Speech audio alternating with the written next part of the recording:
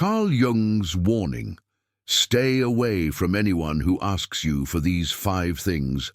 Listen. Do you hear it?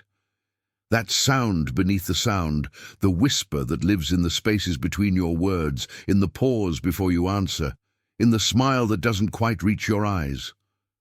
It is there, always there, like the underground river that feeds the roots of every tree, invisible yet essential, flowing beneath the carefully constructed landscape of who you think you are. All things begin in silence. Not the silence of emptiness, but the pregnant silence of potential, the darkness before dawn, the held breath before the first cry. In this silence, something stirs, something that has been waiting, perhaps for lifetimes, to be heard. It is the voice that speaks when no one is listening, the part of you that knows what your conscious mind refuses to acknowledge, the shadow that walks behind you even in the brightest noon sun. You wake each morning and put on your face like a skilled actor preparing for the stage. The mirror reflects back what you want to see, what others expect to see, what the world has taught you is acceptable to be. This is your persona, the mask that Jung spoke of with such profound understanding, not a deception, but a necessity, not a lie, but a partial truth. For how else could we navigate the treacherous waters of human connection without some protection, some carefully crafted presentation of our inner complexity? But behind every charming smile, every carefully chosen word, every gesture designed to please or impress or protect, there lives an unconscious force seeking something that cannot be named in daylight. It moves like a creature in the depths of a forest lake, creating ripples on the surface that we mistake for wind.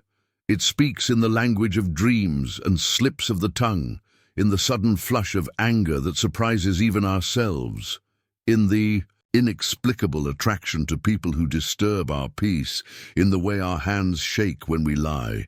Watch carefully now as you move through your day. Notice how often what you ask of others, love, validation, understanding, space, is not truly a request, but a projection of what you cannot give yourself. The woman who desperately seeks loyalty may be wrestling with her own capacity for betrayal. The man who demands honesty from others may be hiding from truths too painful to face within his own heart. We see in others what we cannot bear to see in ourselves, and we ask of them what we are too frightened to provide for our own souls. This is the great irony of human connection. We reach toward each other across the void of our loneliness, but what we grasp is often the reflection of our own hidden face. The lover who captivates us carries the energy we have abandoned in ourselves. The enemy who enrages us embodies the shadow we have cast away. The friend who disappoints us reveals the ways we have learned to disappoint our own deepest needs. Here, at the threshold of understanding, we begin our descent into the forest of the soul, where nothing is as it seems, and everything is more true than the surface world allows. This is not a journey for the faint of heart, for it requires us to question every certainty we have clung to examine every role we have played, to face the possibility that who we think we are is only the smallest fraction of who we actually are. The forest is dark, not because it lacks light, but because it holds all light within itself, the light of consciousness and the light of the unconscious, the illumination of knowledge and the radiance of mystery. Here, the trees have roots that go deeper than logic, branches that reach into realms the rational mind cannot map. Here, the path forward is also the path backward, and the way out is always through.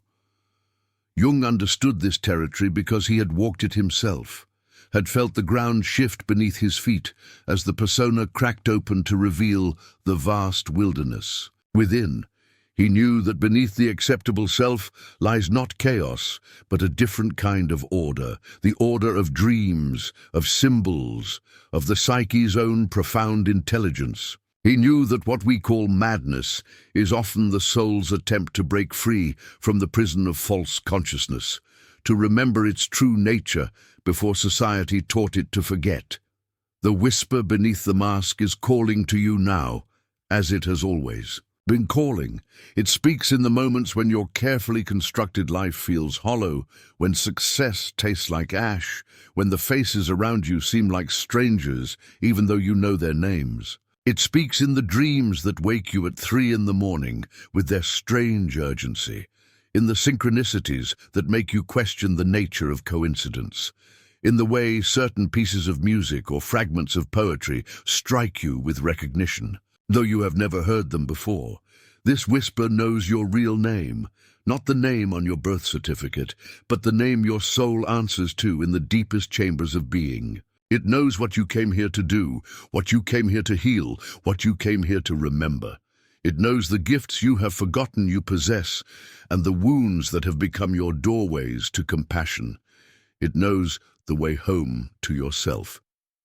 But first, you must be willing to remove the mask, not permanently, for we all need our personas to function in the world, but temporarily, long enough to remember the face beneath. You must be willing to sit with the discomfort of not knowing who you are when you are not performing who you think you should be. You must be willing to listen to the voice that has been speaking beneath your speaking all your life.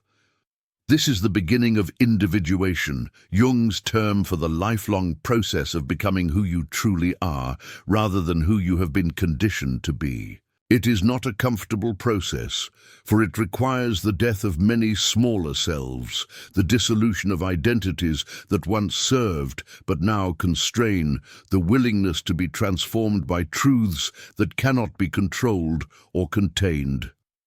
The caterpillar does not decide to become a butterfly.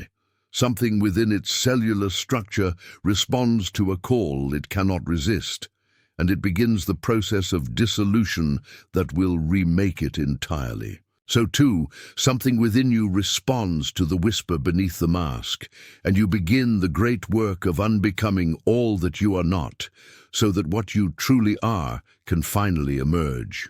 This is not psychology as the world knows it. This is psychology, as sacred practice, as alchemy of the soul, as the ancient art of transformation that our ancestors knew by heart. We have forgotten so much in our rush toward progress, forgotten that the human psyche is not a machine to be fixed, but a mystery to be lived, not a problem to be solved, but a story to be told and retold until we remember its deeper meaning. The whisper beneath the mask is patient. It has waited this long. It can wait longer. But perhaps, just perhaps, you are ready now to listen with the ears of your soul, to hear what it has been trying to tell you all these years. Perhaps you are ready to begin the descent into the forest where all true journeys begin, where all real transformation takes root, where the person you have been meets the person you are becoming in the eternal dance of death and rebirth. That is the human condition. Listen. Do you hear it now? The whisper is growing stronger, more insistent. It knows that you are finally ready to receive what it has been offering all along. Not answers, but better questions. Not certainty, but the courage to live with mystery. Not the safety of the known, but the terrible, beautiful freedom of becoming who you were, always meant to be. There is a marketplace within you where everything sacred is for sale, where the currency is not gold or silver, but the very essence of who you are. Most people never know this marketplace exists.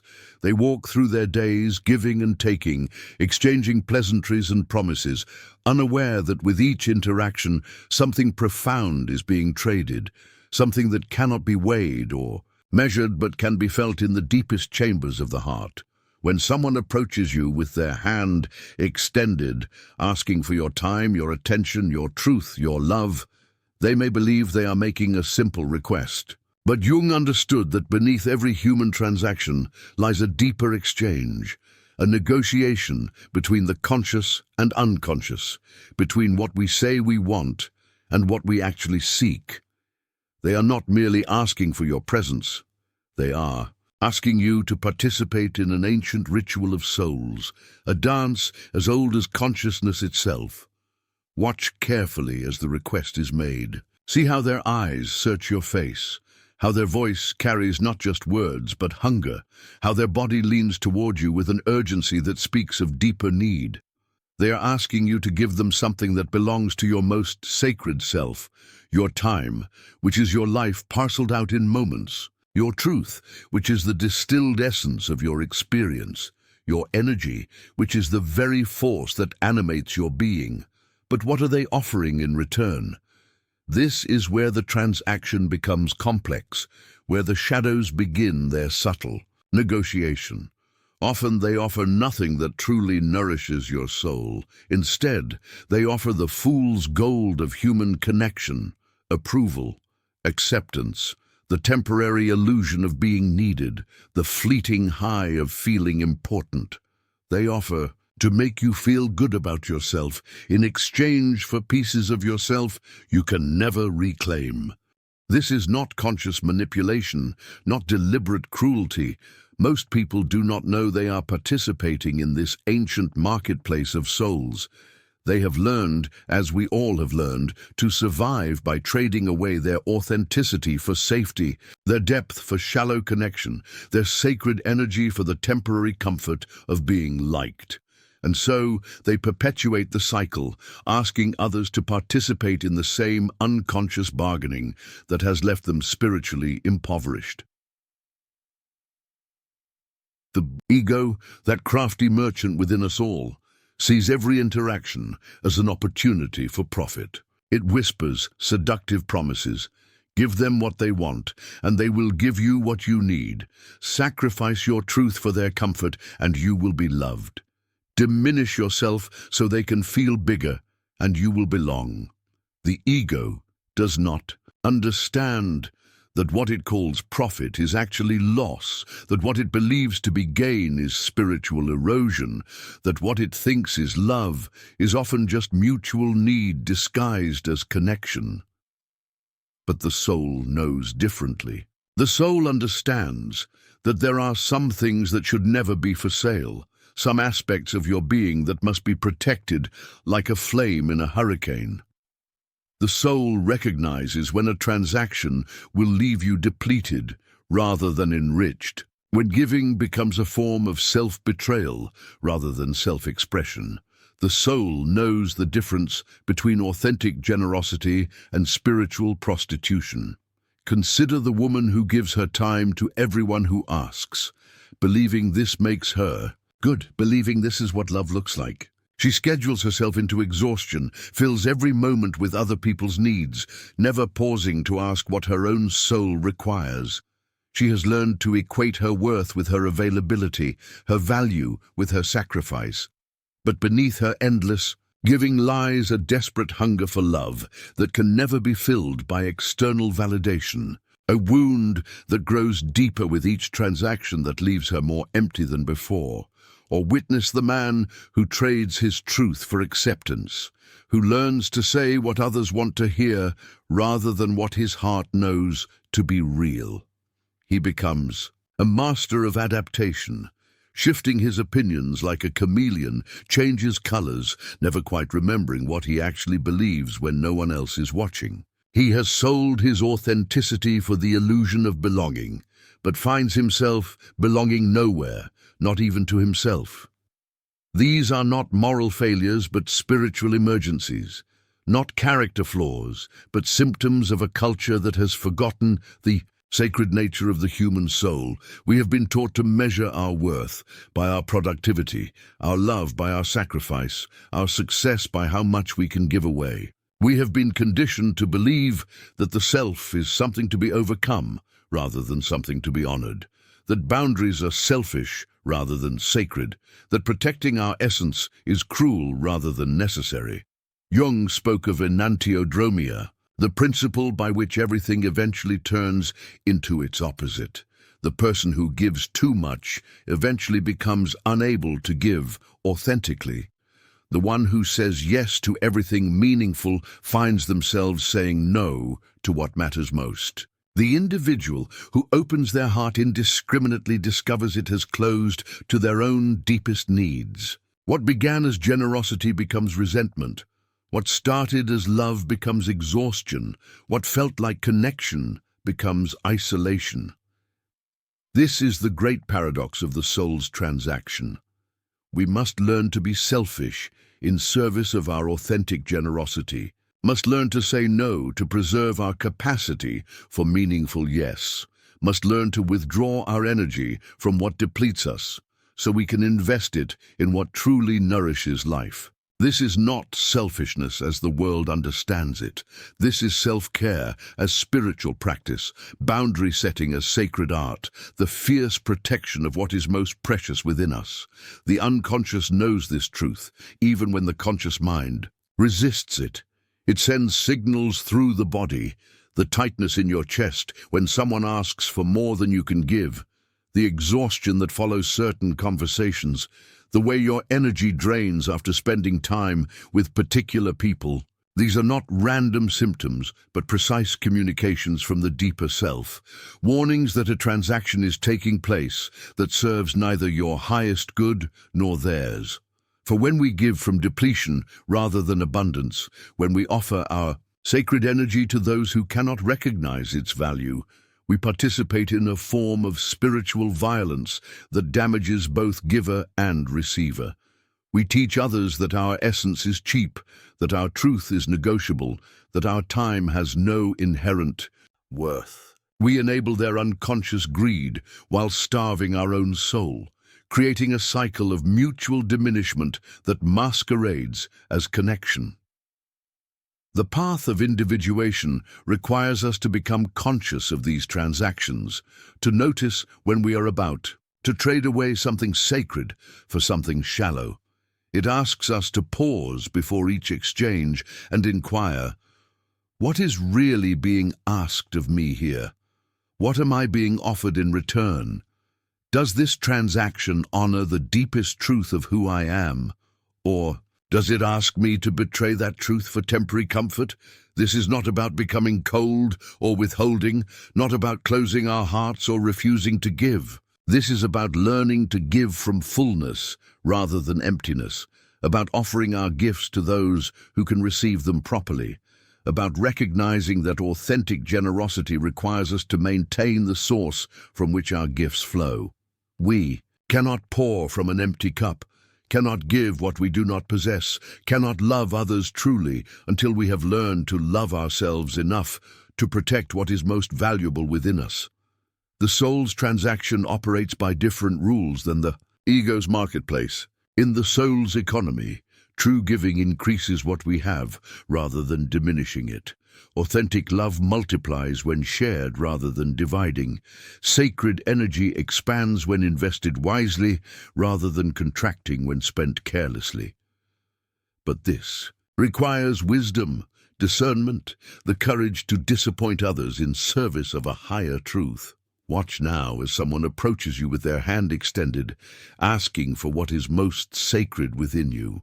Feel the ancient transaction beginning, the old patterns awakening, the familiar pull to give what you cannot afford to lose. But this time, pause. This time, listen to the whisper of your soul before you listen to the demands of their need. This time, remember that you are not obligated to participate in every transaction offered, not required to sell what should never be for sale. You are the guardian of something precious, something that belongs not just to you, but to the world, that needs your authentic gifts. Protect it fiercely, honor it completely. Give it only to those who understand its value, who can receive it without diminishing it, who recognize the sacred nature of what you offer. This is not selfishness. This is stewardship of the divine spark within you, the careful tending of the flame that lights your way home to yourself. There comes a moment in every soul's journey when someone approaches you with the most dangerous request of all. They do not ask for your money, though that would be simple enough to refuse. They do not ask for your possessions, though those can be replaced. They ask for something far more precious, something that once given can never truly be returned. They ask you to become someone else, The request comes softly at first, wrapped in the velvet of good intentions, disguised as love or care or simple preference. You would be so much happier if you were more like... They begin, and already the poison is working its way into your bloodstream. You should try being less. They continue, and the sacred architecture of your being begins to crumble. Why can't you just... They conclude, and you feel yourself starting to disappear, starting to fade into their vision of who you ought to be. This is the first asking, the primordial temptation that has destroyed more souls than war or famine or disease. It is the request that you abandon your authentic self, that you dissolve your essence in the acid of their expectations, that you commit the ultimate betrayal, the betrayal of your own divine nature. They ask you to become their image of perfection, their projection of what would make them comfortable, their fantasy of who you could be if only you would stop being who you are. Jung understood this phenomenon with the precision of a surgeon and the compassion of a healer. He saw how the psyche, in its desperate hunger for connection, will sometimes agree to this terrible transaction. He witnessed how individuals will trade their authentic identity for the fool's gold of approval, how they will murder their true self to birth a false one that others find more palatable. He called this the creation of the persona, but when taken to its extreme, it becomes something far more sinister, the emergence of the doppelganger, the shadow twin who wears your face but carries another's soul. The doppelganger is perhaps the most terrifying archetype in the human psyche, for it represents the complete usurpation of the self by external forces.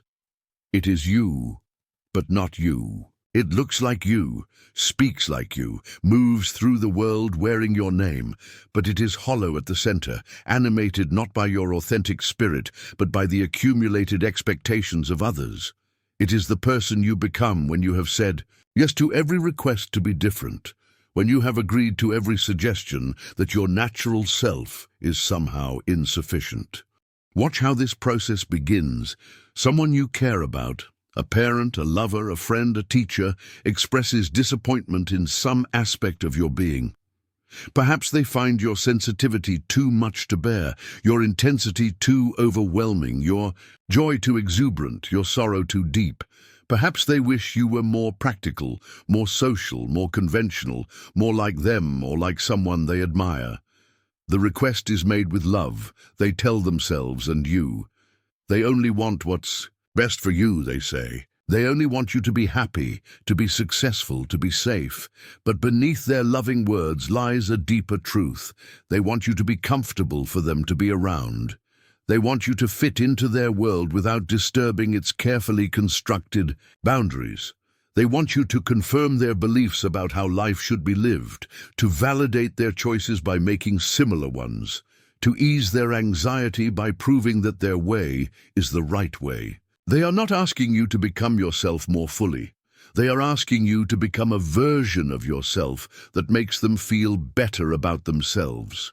The tragedy is that you, in your longing to be loved, to belong, to avoid the terrible pain of rejection, may find yourself agreeing to this request. You begin the slow process of self-alteration, the gradual surgery of the soul that removes the parts of yourself that others find difficult to accept. You learn to speak more quietly if your voice is too loud, to feel less deeply if your emotions are too intense, to want less if your desires are too ambitious, to be less if your presence is too much. At first, it seems to work. The person who asked you to change appears pleased with your efforts. They smile more, criticize less, seem more comfortable in your presence. You feel the warm glow of approval, the sweet relief of acceptance. You tell yourself that this is what love feels like, that this is what it means to be mature, to compromise, to consider others. You do not yet recognize that what you are experiencing is not love, but the temporary cessation of conditional love's withdrawal. But the doppelganger, once born, has an insatiable appetite. It feeds on your authentic self, consuming more and more of who you truly are. What began as small adjustments becomes wholesale reconstruction. You find yourself adopting not just different behaviors, but different values, different dreams, different ways of seeing the world. You begin to lose track of what you actually think versus what you have learned to think, what you genuinely feel versus what you have been taught to feel, who you really are versus who you have agreed to become. The process is so gradual, so subtle, that you may not notice it happening until it is nearly complete. You wake up one day and realize that you no longer recognize yourself, that the person looking back at you from the mirror is a stranger wearing your face.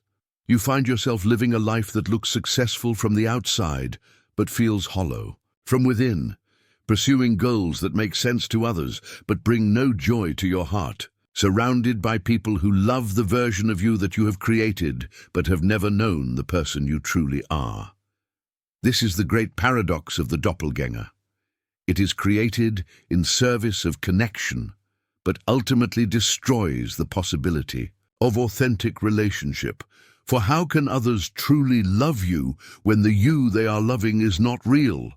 How can you feel genuinely accepted when what is being accepted is a performance rather than your authentic self? The doppelganger may win approval, but it can never win love, because love requires truth, and the doppelganger is built on the foundation of necessary lies. Jung called the journey back to authenticity individuation, the lifelong process of becoming who you truly are rather than who others want you to be. But for those who have created a doppelganger, individuation requires first the courage to face the terrible truth of their self-betrayal, to acknowledge how much of themselves they have sacrificed on the altar of acceptance. It requires the willingness to disappoint those who have grown comfortable with the false self, to risk the loss of relationships that were built on the foundation of your inauthenticity. This is perhaps the most frightening aspect of reclaiming your identity. The people who asked you to become someone else may not celebrate your return to yourself. They may resist your efforts to shed the doppelganger, may increase their pressure for you to remain the comfortable version of yourself that they prefer. They may withdraw their approval, their affection, their presence, revealing that their love was always conditional on your willingness to be less than you are. But here is what Jung understood with the clarity of hard-won wisdom.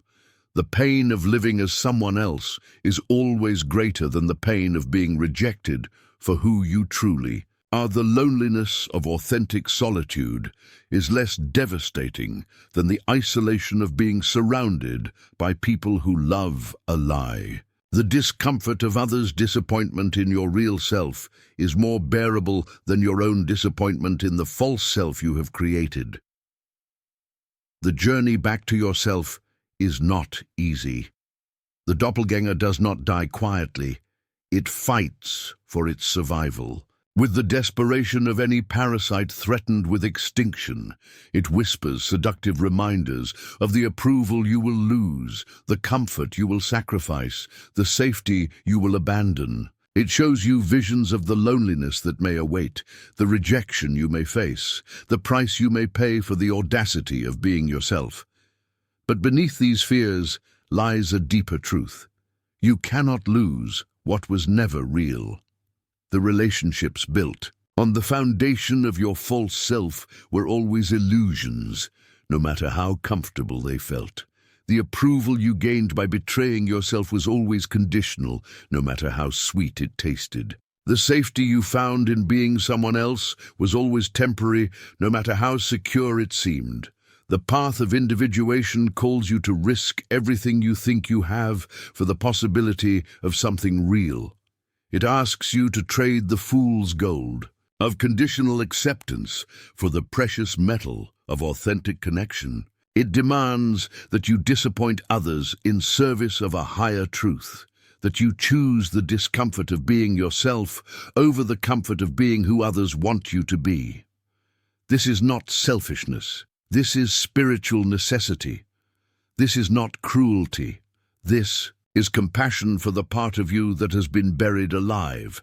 This is not rebellion. This is return, the sacred journey home to the self you were born to be before the world taught you to be someone else. Beware those who ask you to become someone else, for they ask you to commit the ultimate crime against your own soul. Guard your identity as fiercely as you would guard your life, for it is your life, not the life you live in the world, but the life you live in the deepest chambers of your being. Let the doppelganger die its necessary death, and let your authentic self be reborn in the flames of your own fierce protection. In the hall of mirrors that is human society, there hangs one mirror that differs from all the rest. While the others reflect what is, this one reflects what should be. While the others show you as you are, this one shows you as others need you to be. It is beautiful, this mirror, polished to perfection, framed in gold, hung at just the right height to catch your eye every time you pass. And like all beautiful traps, it works by making you forget it is a trap at all. This is the mirror of the persona, Jung's term for the mask we wear in the world, the carefully crafted presentation of self that makes us acceptable to others. But unlike the healthy persona, that necessary interface between our inner complexity and outer necessity, this mirror creates something far more dangerous. The persona trap, where the mask becomes the face, where the performance becomes the person, where what began as protection becomes prison. They approach you with such reasonable requests, these guardians of the mirror. Could you just be a little more pleasant, they ask, and their voices are honey over steel. Would it hurt to be more agreeable, they wonder, and their smiles are sharp as knives. Why can't you just be harmless, they plead, and in that word, harmless, lies the entire conspiracy against your soul. Harmless. As if the very essence of your being, the wild, untamed mystery that you are, poses some sort of threat that must be neutralized. As if your authentic emotions are too dangerous to be felt, your real thoughts too disruptive to be spoken, your genuine desires too overwhelming to be acknowledged. They want you harmless, not because you are harmful, but because your aliveness reminds them of their own deadness. Your authenticity exposes their pretense. Your freedom threatens their carefully constructed cages. The seduction begins so subtly that you barely notice it happening. At first it feels like care, like concern for your well-being. People will like you more if you're pleasant, they tell you. And who doesn't want to be liked? You'll go further in life if you're agreeable, they promise, and who doesn't want success? You'll be safer if you're harmless, they whisper, and who doesn't want safety? Each suggestion seems so reasonable, so practical, so obviously true, that resistance feels foolish, and so you begin the slow surrender to the mirror that devours. You learn to soften your edges so others won't cut themselves on your truth. You learn to dim your light so others won't feel inadequate in your brightness. You learn to shrink your dreams so others won't feel challenged by your ambition. You learn to quiet your voice so others won't be disturbed by what you have to say. The mirror reflects back to you an image of perfect pleasantness, always smiling, always accommodating, always ready to sacrifice your own needs for the comfort of others. It shows you a self that never disagrees, never challenges, never makes anyone uncomfortable with the inconvenient reality of your own complex humanity. This reflection is so admired, so praised, so rewarded, that you begin to believe it is who you really are. But Jung understood what happens in the labyrinth of the persona, that maze of mirrors where each reflection shows a different version of who you might be if only you would abandon who you are. In this labyrinth, the soul becomes lost, wandering endlessly between false selves, forgetting the way back to the wild authenticity that is its true home. The longer you remain in the labyrinth, the more you forget that there ever was a way, out that there ever was a you before the mirrors began their seductive song. The tragedy of the persona trap is not just what it makes you become, but what it makes you forget. It makes you forget the wildness of the self, that untamed essence within you that belongs not to society but to the cosmos, not to others' expectations but to your own divine nature. This wildness is not cruelty or chaos. It is the raw authenticity of being fully alive, fully yourself, fully present to the mystery of your own existence. Your wildness is your capacity to feel deeply, even when others find your emotions inconvenient. It is your ability to think independently, even when others find your ideas threatening. It is your willingness to dream boldly, even when others find your visions unrealistic. It is your courage to speak truth, even when others find your honesty uncomfortable. It is your insistence on being real, even when others prefer you pretend. But the mirror that devours cannot tolerate wildness, for wildness cannot be controlled, cannot be predicted, cannot be used for others' purposes. And so, it works tirelessly to convince you that your wildness is a flaw to be corrected, a problem to be solved, a danger to be neutralized. It shows you 1,000 different ways you could be better if only you would be less intense, less passionate, less real, less you. The most insidious aspect of the persona trap is how it convinces you that this diminishment is actually growth, that this self-betrayal is actually maturity, that this spiritual suicide is actually enlightenment. "See how pleasant you are now," the mirror whispers. "See how everyone likes you. See how much easier your life has become. Surely this proves that becoming harmless was the right choice." But Jung knew the truth that the mirror cannot speak. A life without wildness is not a life at all, but merely existence. A self that has been stripped of all mystery is not a self but a shell. A soul that has become harmless has become lifeless, trading its divine spark for the cold comfort of universal approval. In the depths of the persona trap, you may find yourself surrounded by people who love your pleasantness but have never met your passion, who appreciate your agreeableness but have never encountered your authentic opinions, who feel safe with your harmlessness but have never been touched by your real power. You may achieve great success in the eyes of the world while feeling utterly empty in the depths of your soul. You may win every popularity contest while losing the most important relationship of all, the relationship with yourself. The way out of the labyrinth requires the courage to disappoint the mirror, to refuse its seductive reflections, to remember that you are more than the sum of others' expectations. It requires you to reclaim your wildness piece by piece, emotion by emotion, truth by truth. It requires you to risk being disliked for who you are, rather than loved for who you pretend to be. This is not about becoming cruel or selfish or destructive. This is about remembering that your authentic self is not a problem to be solved, but a mystery to be lived. Your real emotions are not inconveniences to be managed, but information to be honored. Your genuine thoughts are not disturbances to be silenced, but contributions to be shared. Your true desires are not threats to be neutralized, but energies to be channeled. The process of breaking free from the persona trap is like removing layers of paint from an ancient masterpiece. Each layer you strip away reveals more of the original beauty beneath. Each mask you remove brings you closer to the face you were born with. Each pretense you abandon returns you to the authenticity that is your birthright. But be prepared for resistance, both from within and without. The mirror will fight to keep you trapped, showing you terrifying visions of what might happen if you dare to be real. Others who have grown comfortable with your pleasantness may pressure you to return to the safety of pretense. The world itself may seem to conspire against your emergence into authenticity, yet Jung understood something that the mirror cannot comprehend. The self, that deeper, wilder, more mysterious aspect of who you are, is indestructible.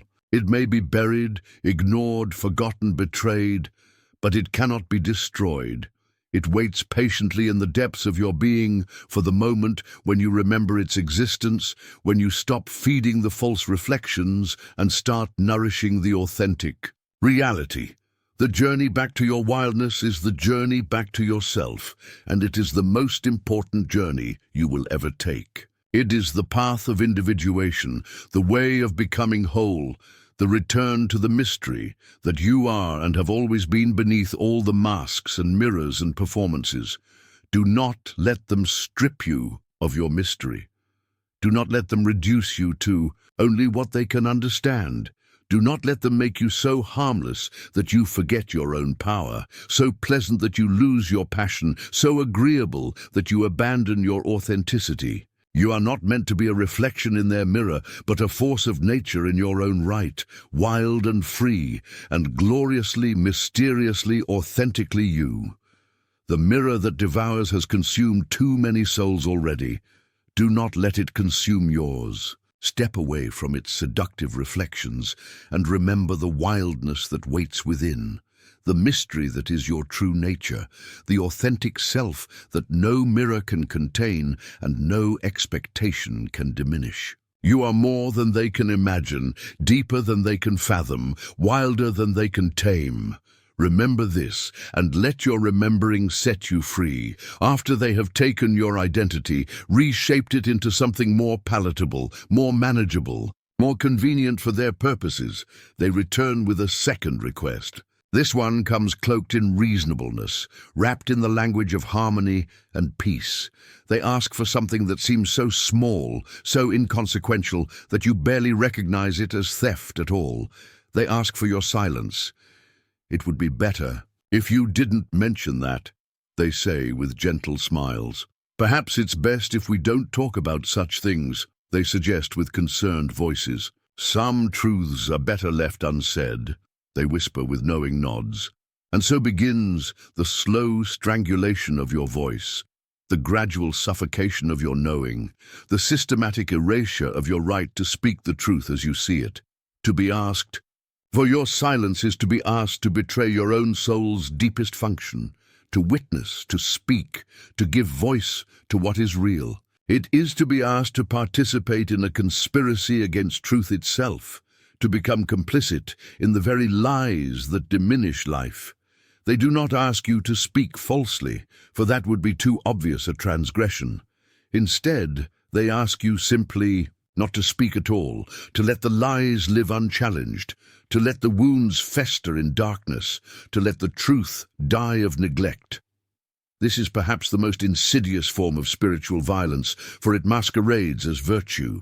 They convince you that your silence is kindness, that your complicity is compassion, that your betrayal of truth is actually loyalty to something higher. They teach you to call your cowardice consideration, your fear wisdom, your abandonment of integrity diplomacy. They make you believe that to speak truth is to be cruel, to name reality is to be destructive, to refuse their silence is to be selfish. Jung understood this phenomenon with the precision of one who had witnessed its devastating effects on the human psyche. He saw how the request for silence creates a slow corrosion of the soul, how the withholding of truth becomes a poison that spreads through every aspect of being. He knew that what we do not speak, what we do not acknowledge, what we do not bring into the light of consciousness does not simply disappear. It goes underground, into the realm of the shadow, where it grows stronger and more destructive with each passing day. The shadow, in Jung's profound understanding, is not evil itself, but the repository of all that we have rejected, repressed, or refused to acknowledge. It is the basement of the psyche, where we store everything that contradicts our preferred image of ourselves, everything that challenges our comfortable narratives, everything that threatens the peace we have purchased through denial and silence. Enforced, requested, demanded silence is the shadow's favorite food. Watch how it happens. Someone you trust, someone whose approval you value, someone whose comfort you prioritize over your own integrity, asks you to remain quiet about something you know to be true. Perhaps it is their betrayal that they ask you not to mention, their cruelty that they ask you not to name, their lies that they ask you not to expose. Perhaps it is your own pain that they ask you not to express, your own needs that they ask you not to voice, your own truth that they ask you not to speak. At first, the request seems reasonable. Why create conflict where there could be peace? Why disturb the waters when they could remain calm? Why speak difficult truths when comfortable lies are so much easier for everyone involved? You tell yourself that silence is the mature choice, the wise response, the loving action.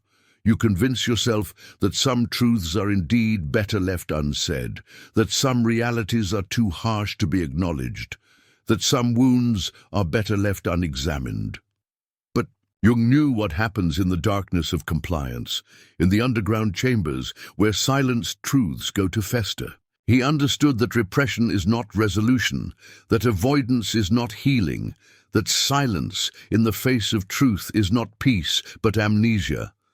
A dangerous forgetting that allows the same wounds to be inflicted again and again because they are never acknowledged, never named, never brought into the light of conscious awareness.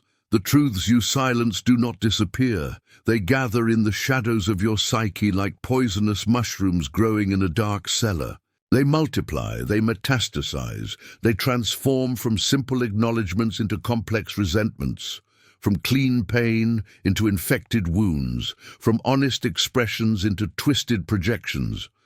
What you will not speak directly, you will speak indirectly. What you will not face consciously, you will act out unconsciously. What you will not bring to light, you will express in shadow. The silence they request of you becomes a silence you impose upon yourself, and soon you find that you have forgotten how to speak truth at all. You have become so accustomed to withholding your authentic voice that you can no longer remember what it sounds like.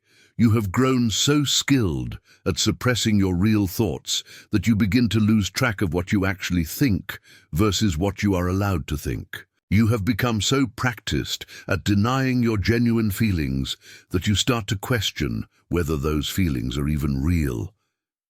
This is the great tragedy of the second asking. It does not just silence your voice in the moment.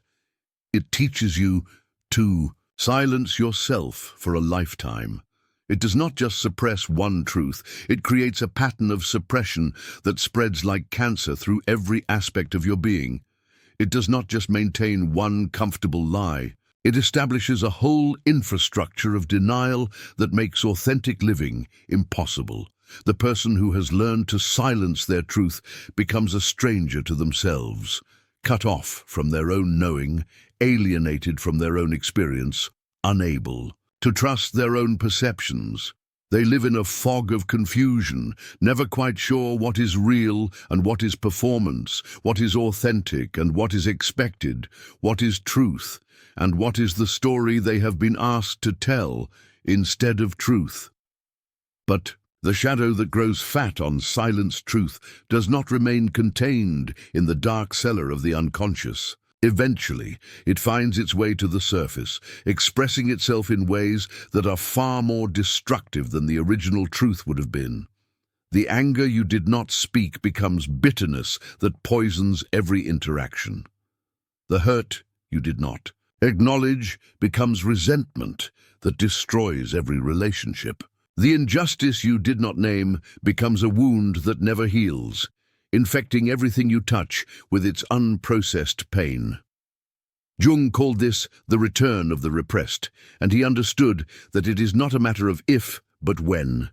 What we silence, in service of false peace, will eventually speak itself in ways that shatter that peace entirely. What we refuse to face consciously will force us to face it unconsciously, often at moments and in ways that are far more devastating than if we had simply told the truth from the beginning. The path of individuation requires us to reclaim our voice, to remember our right to speak truth, to recognize that silence in the face of what we know to be real is not kindness but complicity. It asks us to understand that our voice is not a weapon to be feared, but a gift to be shared, not a disturbance to be suppressed, but a contribution to be valued, not a problem to be solved, but a truth to be honored. This does not mean speaking every thought or expressing every feeling without consideration for others. This does not mean using truth as a club to beat people with or honesty as an excuse for cruelty. This means recognizing that your authentic voice has a right to exist, that your genuine perceptions have value, that your real experience deserves acknowledgement, that your truth matters not just to you, but to the world that needs witnesses, to reality. The journey back to voice is the journey back to self, for we cannot know who we are if we cannot speak what we know, cannot understand our own experience if we cannot give it words, cannot heal our wounds if we cannot name them, cannot grow beyond our limitations if we cannot acknowledge them. Voice is not just sound. It is the bridge between inner knowing and outer expression, between private truth and public reality, between the depths of the soul and the surface of life. When they ask for your silence, they ask you to break this bridge, to sever the connection between who you are and who you appear to be, to live in the terrible isolation of unexpressed truth. They ask you to become complicit in your own invisibility, to participate in your own erasure, to collaborate in your own silencing, but you have a choice. You can refuse the second asking. You can insist on your right to voice, to truth, to the expression of your authentic knowing. You can choose the temporary discomfort of speaking reality over the permanent poison of suppressing it. You can risk their displeasure rather than guarantee your own self-betrayal. The shadow that grows in silence can be starved by speaking. The truths that fester in darkness can be healed by bringing them to light. The wounds that deepen through denial can be cleansed through acknowledgement. Your voice is not the problem. The demand for your silence is. Your truth is not the disturbance. The insistence on comfortable lies is. Your knowing is not the threat. The conspiracy against reality is. Speak, not in anger, not in revenge, not in cruelty, but in service of what is real. Speak for the part of you that has been silenced too long, for the truths that have been buried too deep, for the reality that has been denied too completely. Speak, because silence in the face of truth is not peace, but death, not love, but abandonment, not wisdom, but the most dangerous form of ignorance. Your voice matters. Your truth has value. Your silence, when it is demanded rather than chosen, is not a gift, but a theft of your own soul's most essential function, the sacred duty to witness and to speak what you have witnessed. Do not let them steal this from you. The world needs your voice, your truth, your refusal to remain silent in the face of what you know to be real. In the ancient laboratory of the soul, there exists a process so sacred and so terrifying that few dare to undertake it willingly. The alchemists knew this process well, calling it the great work, the transformation of base metal into gold, of the crude into the refined, of the unconscious into the conscious. They divided this sacred work into stages, and the first was always the most feared, the nigredo, the blackening, the stage of death and dissolution, where everything false must burn away before anything true can be born. When you speak truth, real truth, not the comfortable half-truths that disturb no one and change nothing, you enter the nigredo of the spoken word. You become the alchemical fire that burns through the dross of pretense, the acid that dissolves the structures of denial, the catalyst that forces transformation in yourself and everyone who hears your words. This is why truth-telling is so feared, so avoided, so actively suppressed. It is the beginning of the great work, and most people would rather live with base metal than undergo the fire necessary to create gold. Watch what happens when you speak. A truth that has been carefully avoided, when you name a reality that has been collectively denied. when you give voice to what everyone knows but no one dares acknowledge. The reaction is immediate and visceral, like touching a match to gasoline. Suddenly, the carefully constructed facades begin to crumble. The comfortable lies start to dissolve. The false peace that has been maintained through mutual pretense begins to shatter. This is the blackening, the necessary corruption of what appears stable but is actually rotten at its core. Your words become the dark fire that burns away the illusions, the fever that forces the poison to the surface, the earthquake that reveals the fault lines that were always present but carefully ignored. Those who witness this process may blame you for the destruction, but Jung understood that you are not the cause of the breakdown. You are merely the agent that reveals what was already broken. The ancient alchemists knew that before any substance could be purified, it first had to be broken down to its essential elements. The gold was always present in the ore, but it could not be extracted without first subjecting the raw material to intense heat, to chemical dissolution, to the systematic destruction of everything that was not gold. So too, the truth is always present in human situations, but it cannot emerge without the fire of honest words, the dissolution of comfortable deceptions, the destruction of everything that is not real. When you speak truth, you force everyone present to confront their own relationship with reality.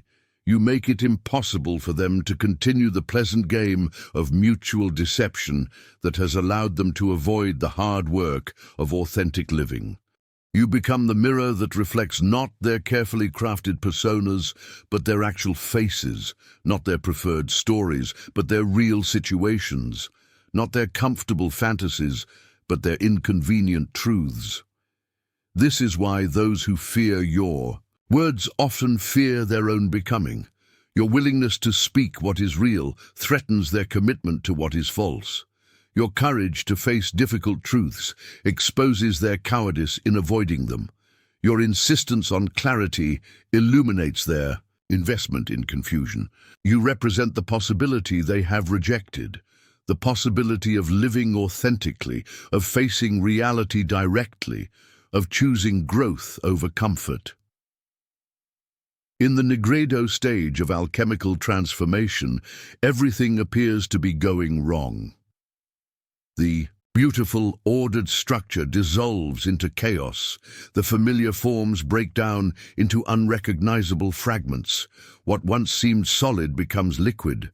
What once seemed pure becomes corrupted. What once seemed alive appears to die. This is why the nigredo is also called the stage of putrefaction. Everything must rot and decompose before it can be reborn in a higher form. So too, when you speak transformative truth, everything appears to go wrong at first. Relationships that seem strong may crumble under the weight of reality. Situations that appeared stable may collapse when their foundations are exposed as false. People you thought you knew may reveal themselves to be strangers when their masks are removed by the power of your honest words. The immediate result of truth-telling often looks like destruction rather than creation, chaos rather than order, death rather than birth. But Jung understood something that most people miss. This apparent destruction is actually the first sign that transformation is beginning. The breakdown is not the failure of the process. It is the process. The dissolution is not a mistake. It is the prerequisite for reconstruction.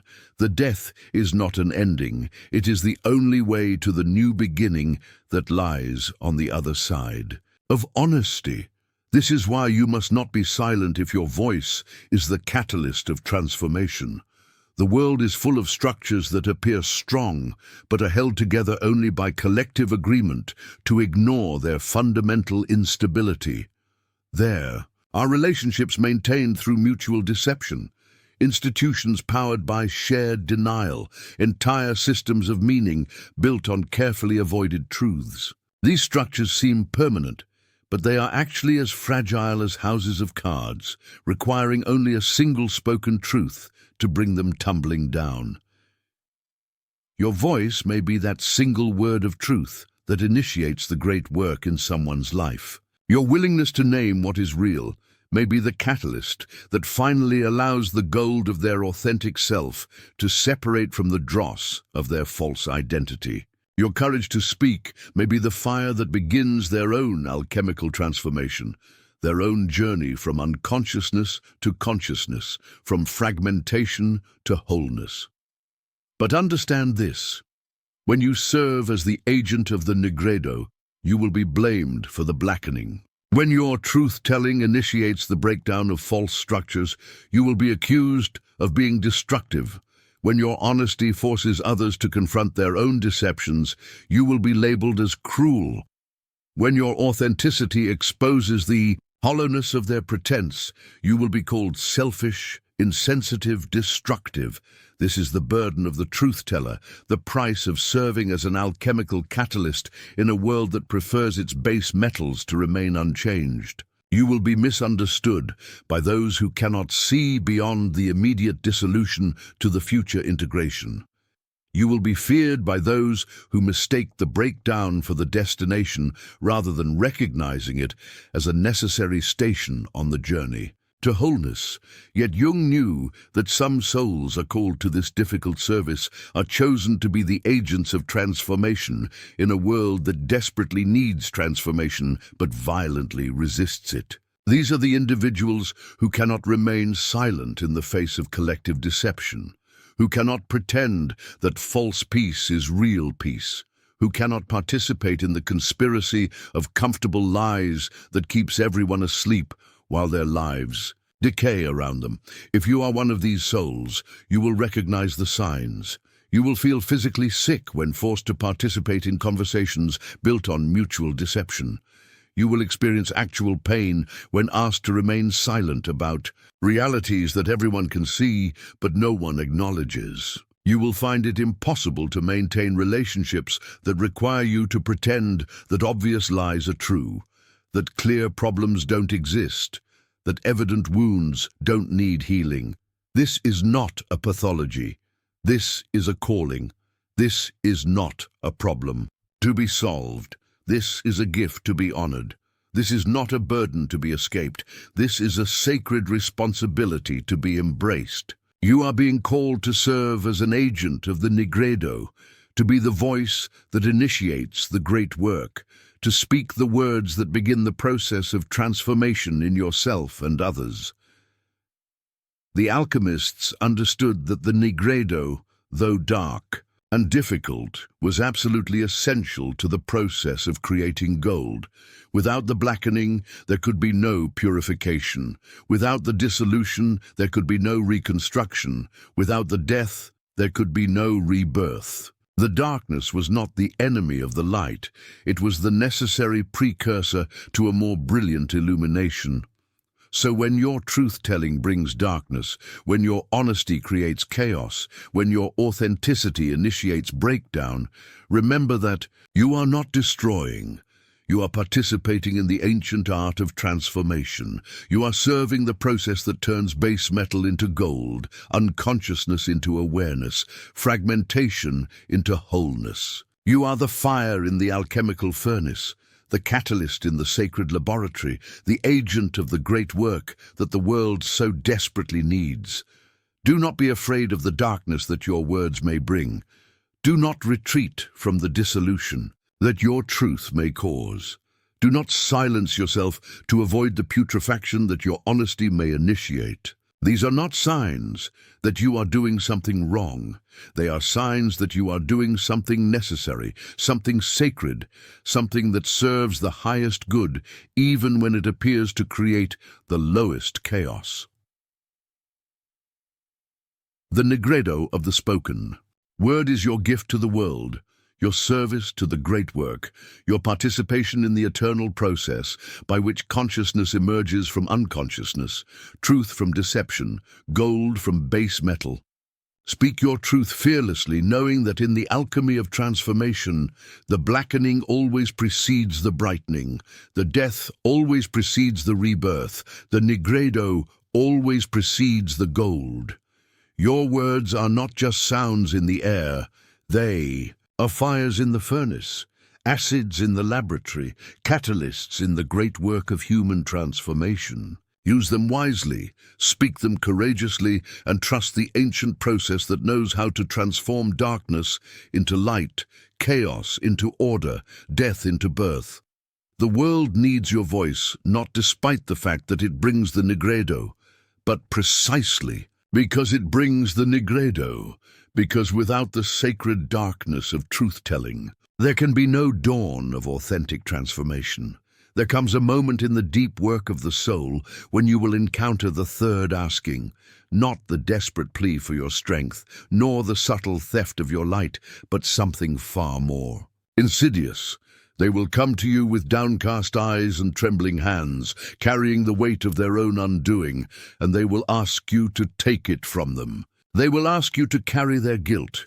This is perhaps the most dangerous of all the askings, for it masquerades as sacred duty. It wraps itself in the robes of compassion, speaks in the language of service, and presents itself as the highest form of love. But beneath this holy disguise lies a trap that has ensnared countless souls. The transformation of the healer into the scapegoat, the alchemical reversal that turns gold back into lead. Listen carefully to the whisper of recognition that stirs within you now. You have felt this before, haven't you? The moment when someone's confession becomes your burden, when their shame seeps into your chest like slow poison, when their sleepless nights become yours to carry. You have stood at the crossroads where empathy transforms into something darker, where your capacity to feel becomes a wound that others can pour their pain into. This is the archetype of the wounded healer turned inside out, corrupted from its sacred purpose. The true wounded healer carries their own scars as medicine, transforms their own suffering into wisdom, and offers healing from the authentic ground of their own transformed pain. But the false version, the one who accepts the guilt offerings of others, becomes a receptacle for undigested suffering, a human chalice for the toxins that others refuse to metabolize. In the mythology of the ancient world, we find the scapegoat, the animal driven into the wilderness, carrying upon its back the sins of the entire community. The ritual was designed to cleanse the collective, to transfer the accumulated guilt and shame onto an innocent vessel and cast it out into the liminal spaces beyond civilization. But what happens when a human soul agrees to become that vessel? What happens when the scapegoat walks on two legs and bears the weight willingly? The guilt-bearers come in many forms. There is the parent who never learned to metabolize their own shame, who hands their children the inheritance of unresolved trauma wrapped in the language of confession. I failed you, they say, but beneath the words lies an expectation that you will somehow absolve them, that your understanding will wash away their pain, that your forgiveness will heal wounds they have never truly examined. There is the friend who mistakes emotional intimacy for emotional dumping, who believes that love means accepting the transfer of their self-hatred. They speak of their mistakes with such raw vulnerability that you feel honored to witness their courage, but slowly you realize that their sharing has become a form of bleeding, not the clean wound that heals, but the infected gash that contaminates everything it touches. There is the lover who confuses transparency with transference, who believes that true intimacy means you should feel their shame as your own. They reveal their betrayals, their failures, their secret cruelties, and watch as you absorb the shock, the disappointment, the secondary trauma of their choices. And somehow, in the twisted alchemy of codependence, their relief becomes your burden. The mechanism is always the same. They speak their truth, you witness their pain, and in that witnessing, something shifts. The guilt doesn't disappear, it simply changes location. Like a parasite finding a new host, it detaches from their psyche and attaches to yours. They leave lighter, unburdened, while you carry the weight of their choices in your chest, your dreams, your sense of self. This is not healing. This is not love. This is the shadow side of empathy, the dark twin of compassion. It is the perversion of the sacred act of witness, the transformation of the holy practice of holding space into something that diminishes rather than elevates. Jung understood this danger intimately. He wrote of the analyst who must maintain their own psychological hygiene, who must refuse to become infected by the patient's pathology. He knew that the healer who takes on the wounds of others without proper boundaries becomes not a healer, but a casualty. Another wounded soul adding to the sum total of suffering rather than transforming it. But the seduction is powerful, isn't it? There is something that feels noble about carrying another's guilt, something that speaks to the deepest part of your identity as a helper, a fixer, a bearer of light. The ego whispers that this is what good people do.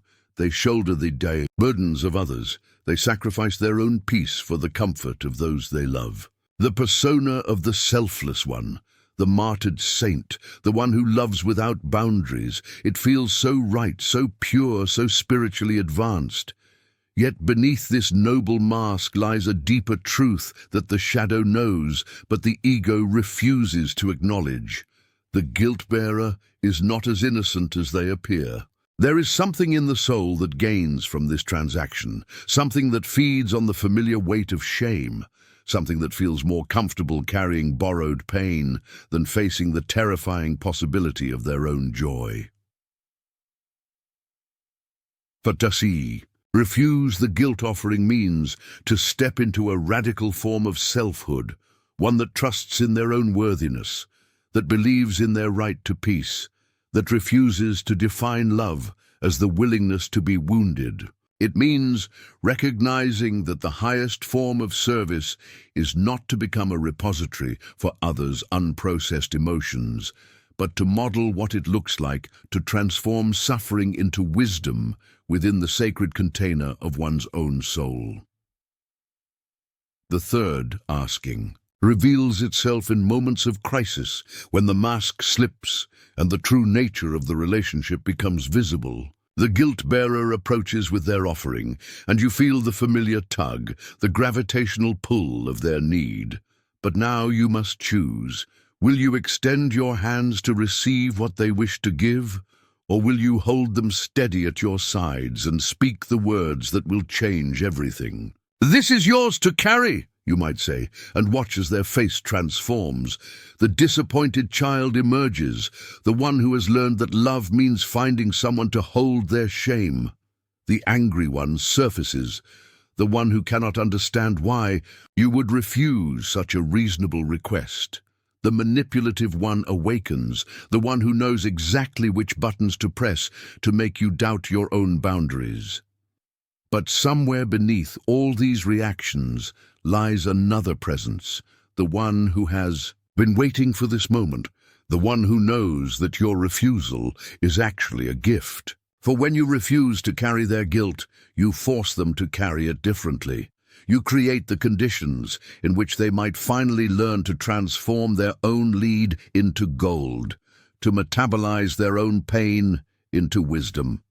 This is the deeper compassion, the fierce love that refuses to enable spiritual bypassing. It is the recognition that every soul has the capacity for self-transformation, that every wound carries its own medicine, that every guilt harbors its own redemption. When you carry another's guilt, you rob them of their opportunity for authentic healing. You become an obstacle to their individuation, a crutch that prevents them from developing their own capacity to walk through the valley of their own shadow. The wounded healer archetype, in its authentic form, offers something far more valuable than the absorption of others' pain. It offers the living proof that transformation is possible, that wounds can become wisdom, that the very experiences that seem to break us can become the source of our greatest strength. But this gift can only be offered from the ground of personal experience, from the soul who has done their own work of integration. There is a profound difference between witnessing someone's pain and absorbing it, between holding space for their process and becoming a container for their toxicity. The true healer knows how to be present without being porous, how to offer compassion without offering themselves as a sacrifice, how to love without losing themselves in the process. The scapegoat archetype lives in the psyche of many who have not yet learned this distinction. They have been conditioned to believe that their value lies in their willingness to suffer for others, that their purpose is to be the sin-eater, the one who cleanses the community by taking its darkness into themselves. But this is a false calling, a shadow imitation of true service. The real work of transformation requires each soul to face their own darkness, to metabolize their own guilt, to find their own way through the labyrinth of their own making. When we interfere with this process by accepting the transfer of their burden, we actually perpetuate the very cycle we think we're breaking. We become enablers of spiritual immaturity, collaborators in the avoidance of authentic growth. The third asking will test everything you believe about love, service, and spiritual purpose. It will challenge your deepest conditioning about what it means to be a good person, a loving friend, a devoted family member. It will reveal the ways in which your own shadow has been hiding behind the mask of selfless service, the ways in which you have been using the role of guilt-bearer to avoid the more difficult work of tending your own garden. But in the moment of refusal, in the sacred act of boundary setting, something extraordinary happens. The guilt that has been passed from hand to hand like a poisoned chalice is finally forced to rest somewhere, to be examined, to be transformed. The cycle of transference is broken, and the possibility of authentic healing emerges. This is the moment when the false wounded healer dies and the true one is born. This is when the scapegoat throws off its burden and walks back into the city as a sovereign being. This is when the guilt-bearer becomes the guilt transformer, the one who shows others how to alchemize their own lead into gold. The journey from scapegoat to sovereign is not easy. It requires the death of the identity that has been built around being needed, around being the one who can handle what others cannot. It requires the courage to disappoint, to be misunderstood, to be called selfish by those who have grown accustomed to your willingness to carry what belongs to them. But in this death, in this release, in this refusal to be the repository for others' unprocessed pain, something sacred is born. The true healer emerges, not the one who takes on the wounds of others, but the one who shows others how to heal their own wounds, not the one who carries guilt, but the one who demonstrates how guilt can be transformed into wisdom, how shame can be alchemized into self-compassion, how the very experiences that seem to curse us can become the source of our greatest blessing. The third asking is an invitation to evolution, a call to step into a more mature form of love. It asks you to trust in the transformative capacity of every soul, to believe that the highest form of service is not to enable avoidance, but to model transformation. It asks you to become living proof that healing is possible, that guilt can be metabolized, that the human soul has the capacity to transform its own lead into gold, and in that transformation, in that refusal to be the scapegoat, you offer the world something far more valuable than your willingness to suffer. You offer the living demonstration that another way is possible, that love does not require the sacrifice of the self, that the highest form of compassion is the one that empowers rather than enables, that heals rather than simply transfers the wound from one heart to another. There is a particular kind of ghost that walks among the living, one that casts no shadow, yet leaves the heaviest impressions upon the souls it encounters. This is the spectre of the unlived life, the dreams that were abandoned, the paths not taken, the authentic self that was buried beneath the weight of others' expectations. And these ghosts, hungry and restless, seek vessels through which they might finally taste the life they were denied. You have felt their presence, haven't you? In the urgent whispers of those who speak not of their own dreams, but of what you should become. In the anxious insistence of those who map your future with the coordinates of their own regrets. In the peculiar weight that settles upon your chest when someone looks at you with eyes that see not who you are, but who they might have been.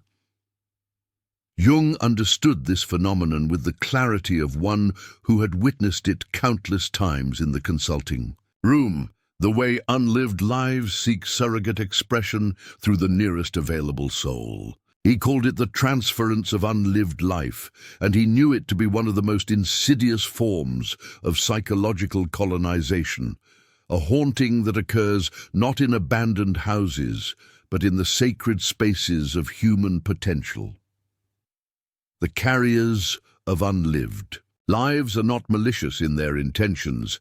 They are wounded healers turned inside out, souls who carry the medicine they never took, dreams they never dared to pursue.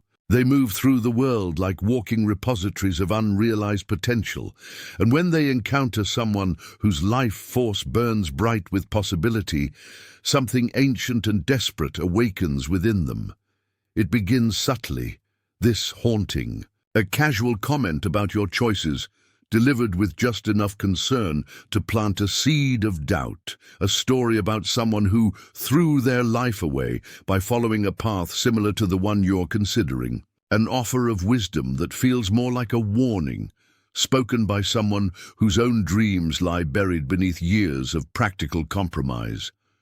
But beneath these surface interactions lies a deeper transaction, one that occurs in the realm of the unconscious, where the boundaries between self and other become permeable. The unlived life recognizes in you what it could have been, and it begins to whisper with increasing urgency, "Live my dream. Be what I could not be. Don't make my mistakes." This is not guidance. This is possession.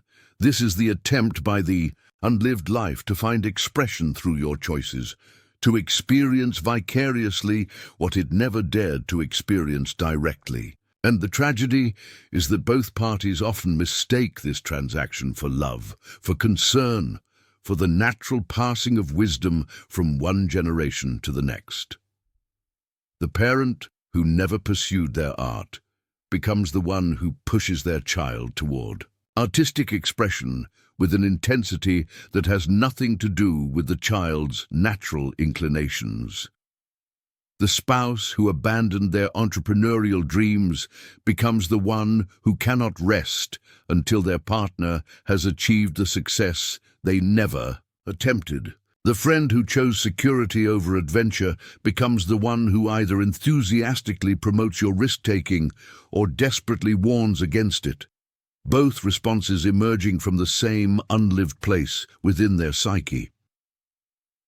But here is where Jung's insight becomes particularly profound.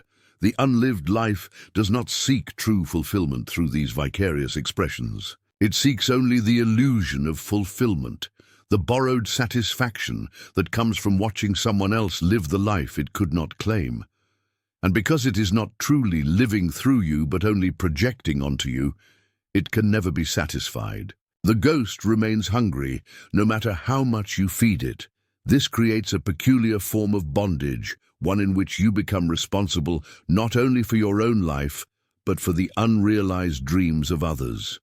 Your successes become their validations, your failures become their disappointments, and your authentic choices become secondary to their projected needs. You find yourself living not one life, but several, your own and all the unlived lives that have claimed stake in your becoming.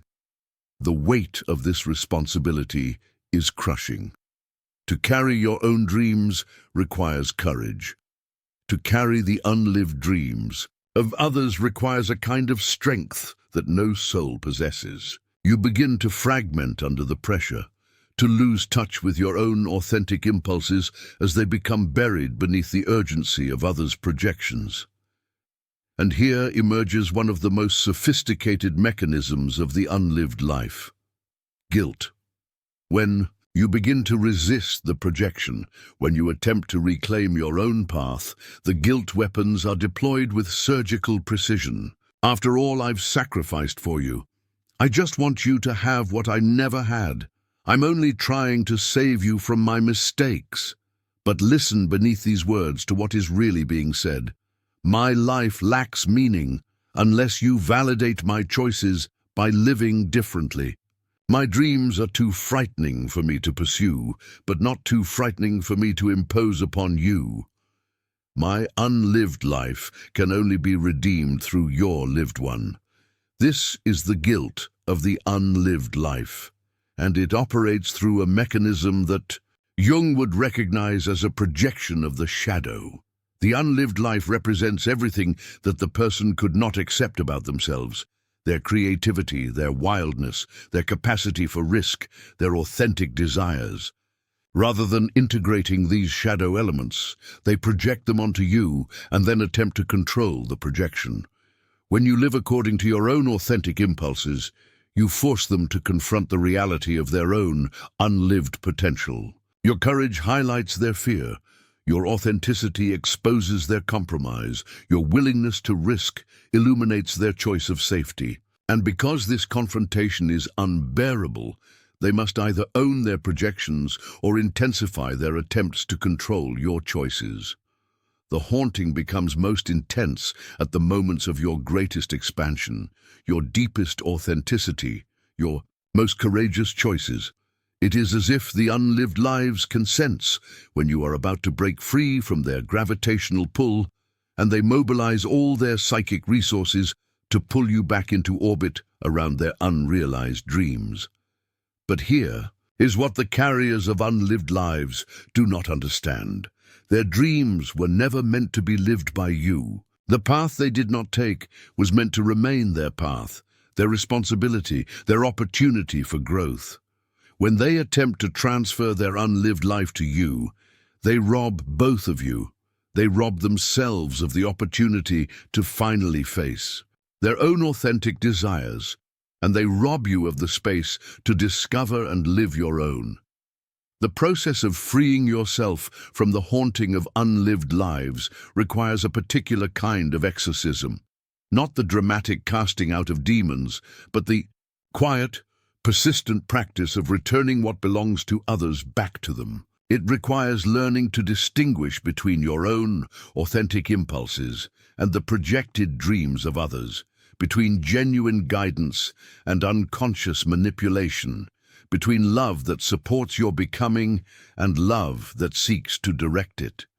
This discernment is not always easy, for the unlived life is cunning in its approach. It speaks the language of concern, wraps itself in the rhetoric of care, and presents itself as wisdom born of experience.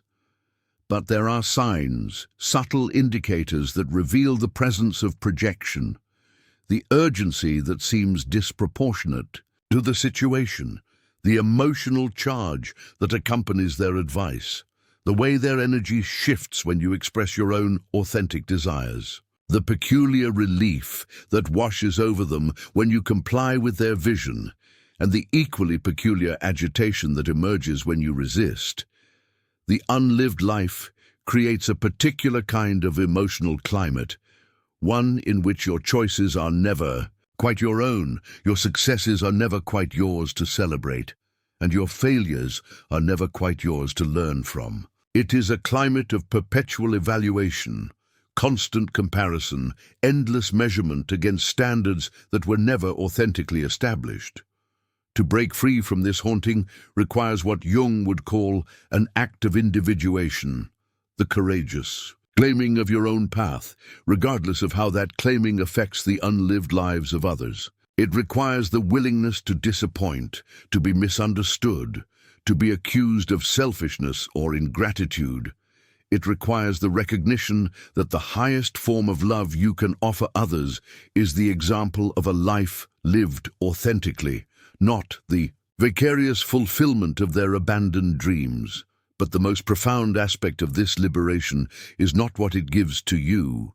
It is what it gives back to those who have been carrying unlived lives. When you refuse to be the vessel for their projected dreams, you force them to confront their own unrealized potential. You create a crisis that, while initially painful, contains within it the seeds of their own authentic becoming. For the unlived, life is not truly dead.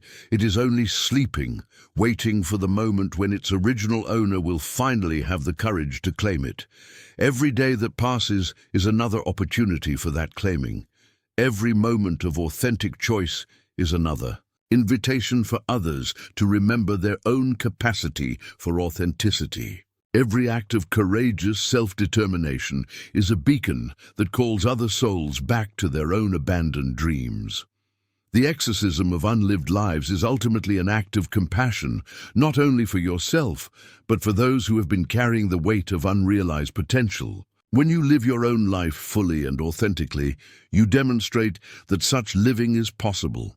You become living proof that dreams can be pursued at any age, that authentic choices can be made at any stage of life, that the unlived life can be reclaimed and lived.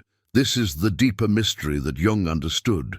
The unlived life seeks expression not to remain unlived, but to finally be lived. When you refuse to be its surrogate, you force it back to its source, where it belongs, where it has always belonged, where it waits patiently for the moment when its original dreamer will finally have the courage to dream it into being.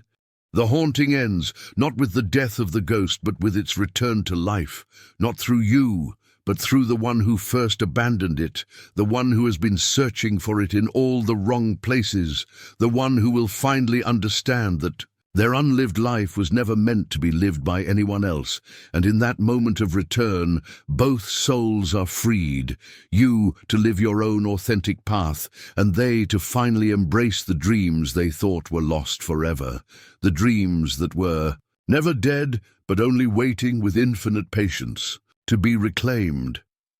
There comes a moment in every soul's journey toward wholeness when the most dangerous asking reveals itself, not wrapped in the obvious garments of manipulation or need, but clothed in the sacred vestments of love itself. This fourth asking does not come from strangers or enemies. It emerges from the hearts of those who claim to cherish you most. They ask for your freedom, and they ask for it in the name of everything holy. Listen to the whisper that rises from the depths of your being now, the recognition that stirs like a caged bird, sensing the approaching storm.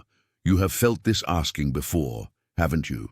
It arrived disguised as concern for your safety, wrapped in the language of loyalty, presented as the reasonable voice of those who only want what's best for you. But beneath the gentle words and loving tones lies something far more primal, the terror of your becoming.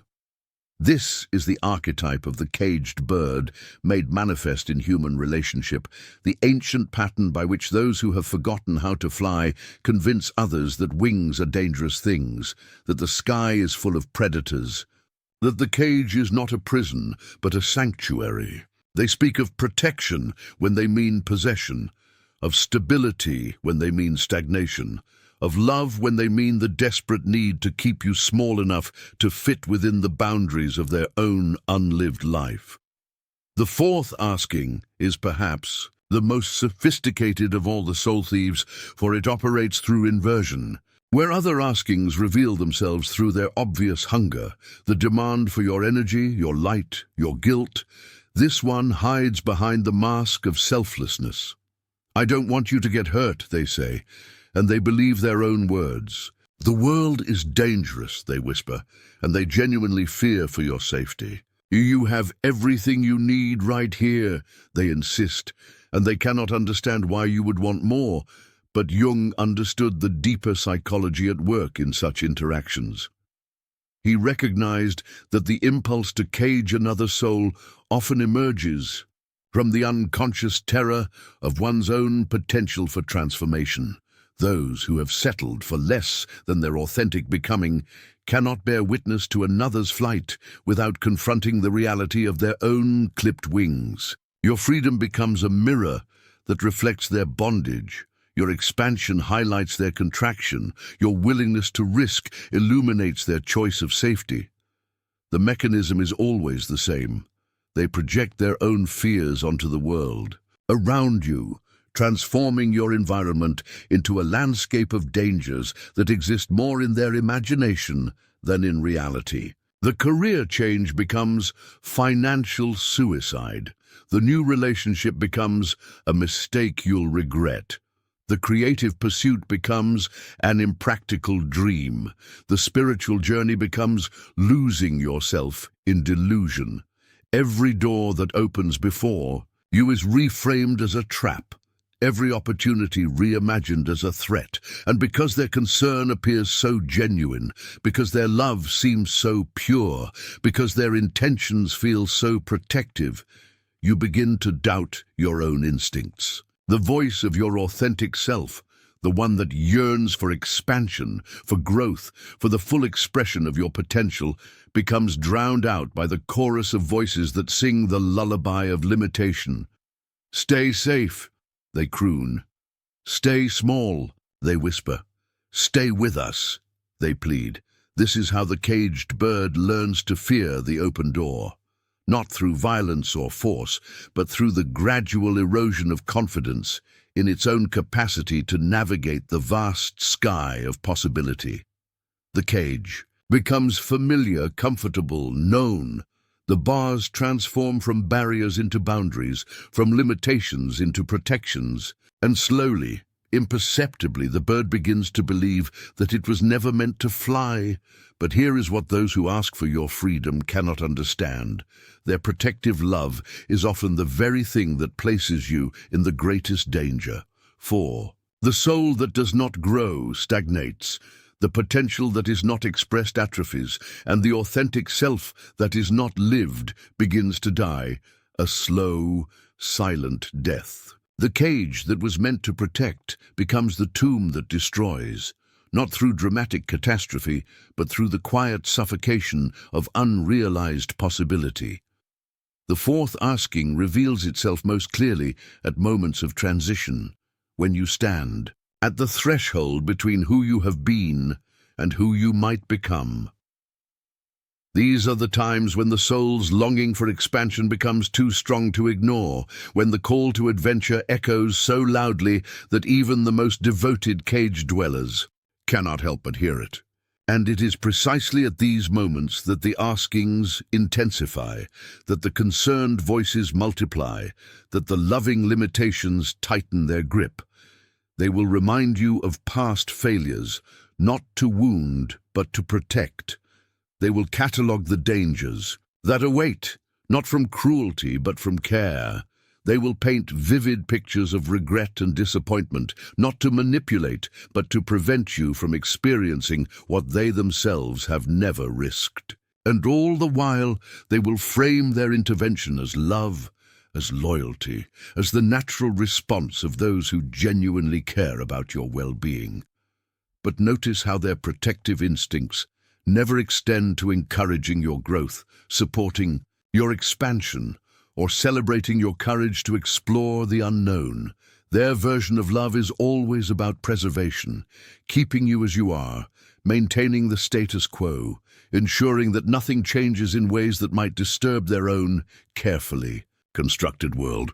They love you, yes, but they love you as you fit into their life, not as you might become in your own. This is the shadow side of attachment, the unconscious possessiveness that often masquerades as devotion.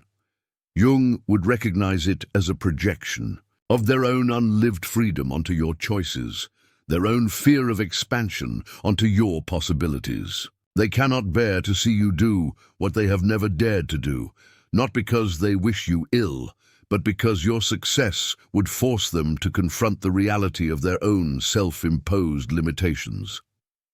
The caged bird archetype lives deep within, the collective unconscious, carrying the memory of countless souls who traded their wings for the illusion of security.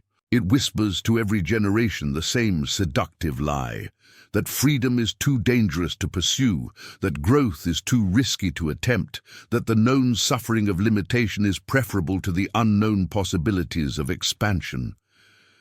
But the archetype carries another message as well, one that speaks to the deepest truth of the individuating soul, that some cages can only be opened from the inside, that some flights can only be taken alone, that some freedoms can only be claimed through the courage to disappoint those who would keep us safe by keeping us small.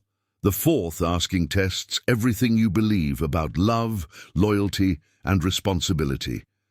It challenges your understanding of what you owe to others, what you owe to yourself, and how to navigate the treacherous waters between selfishness and self-actualization. It forces you to confront the possibility that the people who love you most might also be the ones who understand you least, that their desire to protect you might be the very thing that prevents you from becoming who you were meant to be. But here is the paradox that Jung understood so well.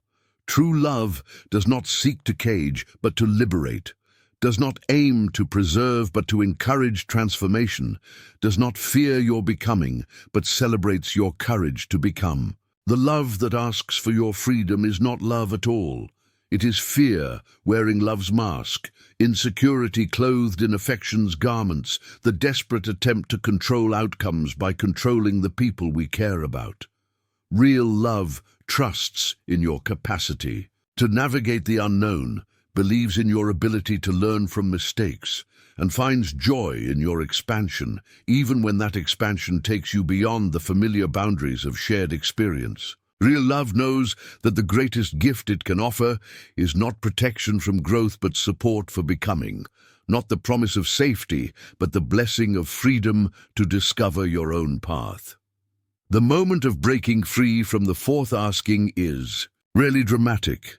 It does not come with fanfare or confrontation, with grand declarations or bitter arguments. It arrives quietly, in the space between one breath and the next, when you finally understand that the cage door was never locked, that the only thing keeping you contained was your own willingness to be contained. This realization brings with it a profound grief, for you must mourn not only the time lost to unnecessary limitation, but also the relationship dynamic that has been built around your willingness to remain small. Those who have asked for your freedom may not know how to love you in your expansion, may not recognize you in your authentic becoming, may not be able to celebrate what they have always feared, but in claiming your freedom, in opening the cage, a door and stepping into the vast sky of your own possibility, you offer them something far more valuable than your continued limitation. You demonstrate that flight is possible, that growth is survivable, that the unknown is not always dangerous. You become living proof that the fears they have projected onto your choices are not as real as they seemed, that the world is not as threatening as they imagined, that freedom is not the enemy of love, but its truest expression. Some will follow your example, finding courage in your courage, strength in your willingness to risk. Others will retreat further into their cages, using your flight as evidence that growth is indeed dangerous, that freedom leads to loss, that it is better to remain safely confined than to risk the vast uncertainties of authentic becoming. But this is not your responsibility. Your responsibility is to honor the deepest truth of your own being, to answer the call of your authentic self, to claim the freedom that was always yours to claim. Your responsibility is to fly not because it is safe, but because it is necessary. Necessary for your soul's completion, necessary for your unique contribution to the world, necessary for the full expression of the divine potential that lives within you. The fourth asking will continue to echo through your journey, appearing in new forms and through different voices as you navigate each transition, each threshold, each moment of potential expansion. But once you have recognized its true nature, once you have seen through the loving disguise to the fear beneath, you will never again mistake the cage for sanctuary or the jailer for protector. You will understand that your freedom is not something to be asked for or given. It is something to be claimed, to be lived, to be honored as the sacred birthright of every soul brave enough to spread its wings and discover what lies beyond the boundaries of the known. And in that claiming, in that flight, in that courageous embrace of your own becoming, you will finally understand what it means to love yourself enough to set yourself free. There is a law written in the very fabric of the psyche, as immutable as gravity and as inevitable as the turning of seasons. Jung called it Enantiodromia, the tendency of psychological energy to transform into its opposite when held in extreme tension. It is the law of return, the cosmic principle that ensures what we deny will one day demand its due. What we repress will eventually erupt, and what we sacrifice to maintain false peace will ultimately shatter that peace with the force of accumulated truth. You have felt this law stirring in the depths of your being, haven't you? The quiet rebellion that grows stronger with each compromise, the underground river of rage that flows beneath your carefully constructed compliance, the shadow self that feeds on every moment of self-betrayal until it becomes powerful enough to overthrow the false king of your persona. This is Enantiodromia in action, the psyche's own mechanism of correction, the soul's refusal to remain forever divided against itself. For too long, you have been the keeper of a peace that was never truly peaceful, the guardian of a harmony built upon the systematic suppression of your authentic nature. You have swallowed your words to avoid conflict, buried your dreams to maintain stability, and silenced your inner voice to preserve the comfort of others. You have been the good one, the reasonable one, the one who can always be counted upon, to choose the smooth path over the truthful one. But the psyche is not designed to sustain such imbalance indefinitely. Just as a river dammed will eventually overflow its banks, just as pressure contained will eventually explode, just as spring will eventually burst through winter's frozen ground, so too will your authentic self eventually break through the barriers you have constructed to contain it. This is not a failure of willpower or a moral weakness. This is the natural operation of psychological law, as predictable as the swing of a pendulum from one extreme to the other. The signs of approaching enantiodromia are subtle at first. A growing restlessness that you cannot name, a creeping dissatisfaction with choices that once seemed reasonable, a sense of suffocation that increases with each act of self-suppression. You begin to notice how your body tightens when you agree to things you don't want to do, how your energy drains when you speak words you don't believe, how your soul seems to recede further into the background of your own life. These are the early warnings of the psyche's rebellion, the gentle nudges that precede the earthquake. But often, rather than heeding these signals, you double down on your commitment to self-denial. You interpret the discomfort as selfishness, the restlessness as ingratitude, the growing rage as evidence of your own moral failings. You strengthen the dam just as the water level rises, convinced that more control will solve the problem that control itself has created. This is where the shadow begins to reveal its true nature. In Jungian psychology, the shadow is not merely the collection of traits we dislike about ourselves. It is the repository of all the energy we have refused to acknowledge, the storehouse of every authentic impulse we have denied. And when the shadow has been fed a steady diet of self-betrayal, it does not remain passive. It begins to organize, to strategize, to prepare for the moment when it will reclaim what was always rightfully its own. The shadow knows what you have forgotten, that your authentic self is not optional, that your true nature is not negotiable, that your deepest desires are not luxuries to be indulged when convenient, but necessities to be honored if you are to remain psychologically whole. The shadow remembers every dream you abandoned, every truth you swallowed, every moment when you chose the path of least resistance over the path of greatest authenticity. And so it begins to sabotage the very structures you have built to contain it. The perfect marriage begins to crack under the weight of unspoken truths. The stable career becomes a prison that you can no longer bear to inhabit. The peaceful family dynamics explode into chaos as buried resentments finally surface. The persona you have carefully crafted begins to crumble as the authentic self beneath it refuses to remain hidden any longer. This is the moment when Enantiodromia reveals its full power, when the denied aspects of your nature return not as gentle suggestions, but as irresistible forces. The compliant one becomes defiant, the peaceful one becomes revolutionary, the accommodating one becomes uncompromising. The transformation can be so complete, so dramatic, that others barely recognize you. Where once you were predictable, now you are volatile. Where once you were agreeable, now you are challenging. Where once you were safe, now you are dangerous. They will call it a breakdown, a midlife crisis, a temporary insanity. They will attribute it to stress, to hormones, to the influence of bad company. They will offer medications and therapy and well-meaning advice about getting back to your normal self. But you know better. You understand that this is not a breakdown but a breakthrough, not the destruction of your true self, but the demolition of the false structures that have been imprisoning it. The process is rarely elegant.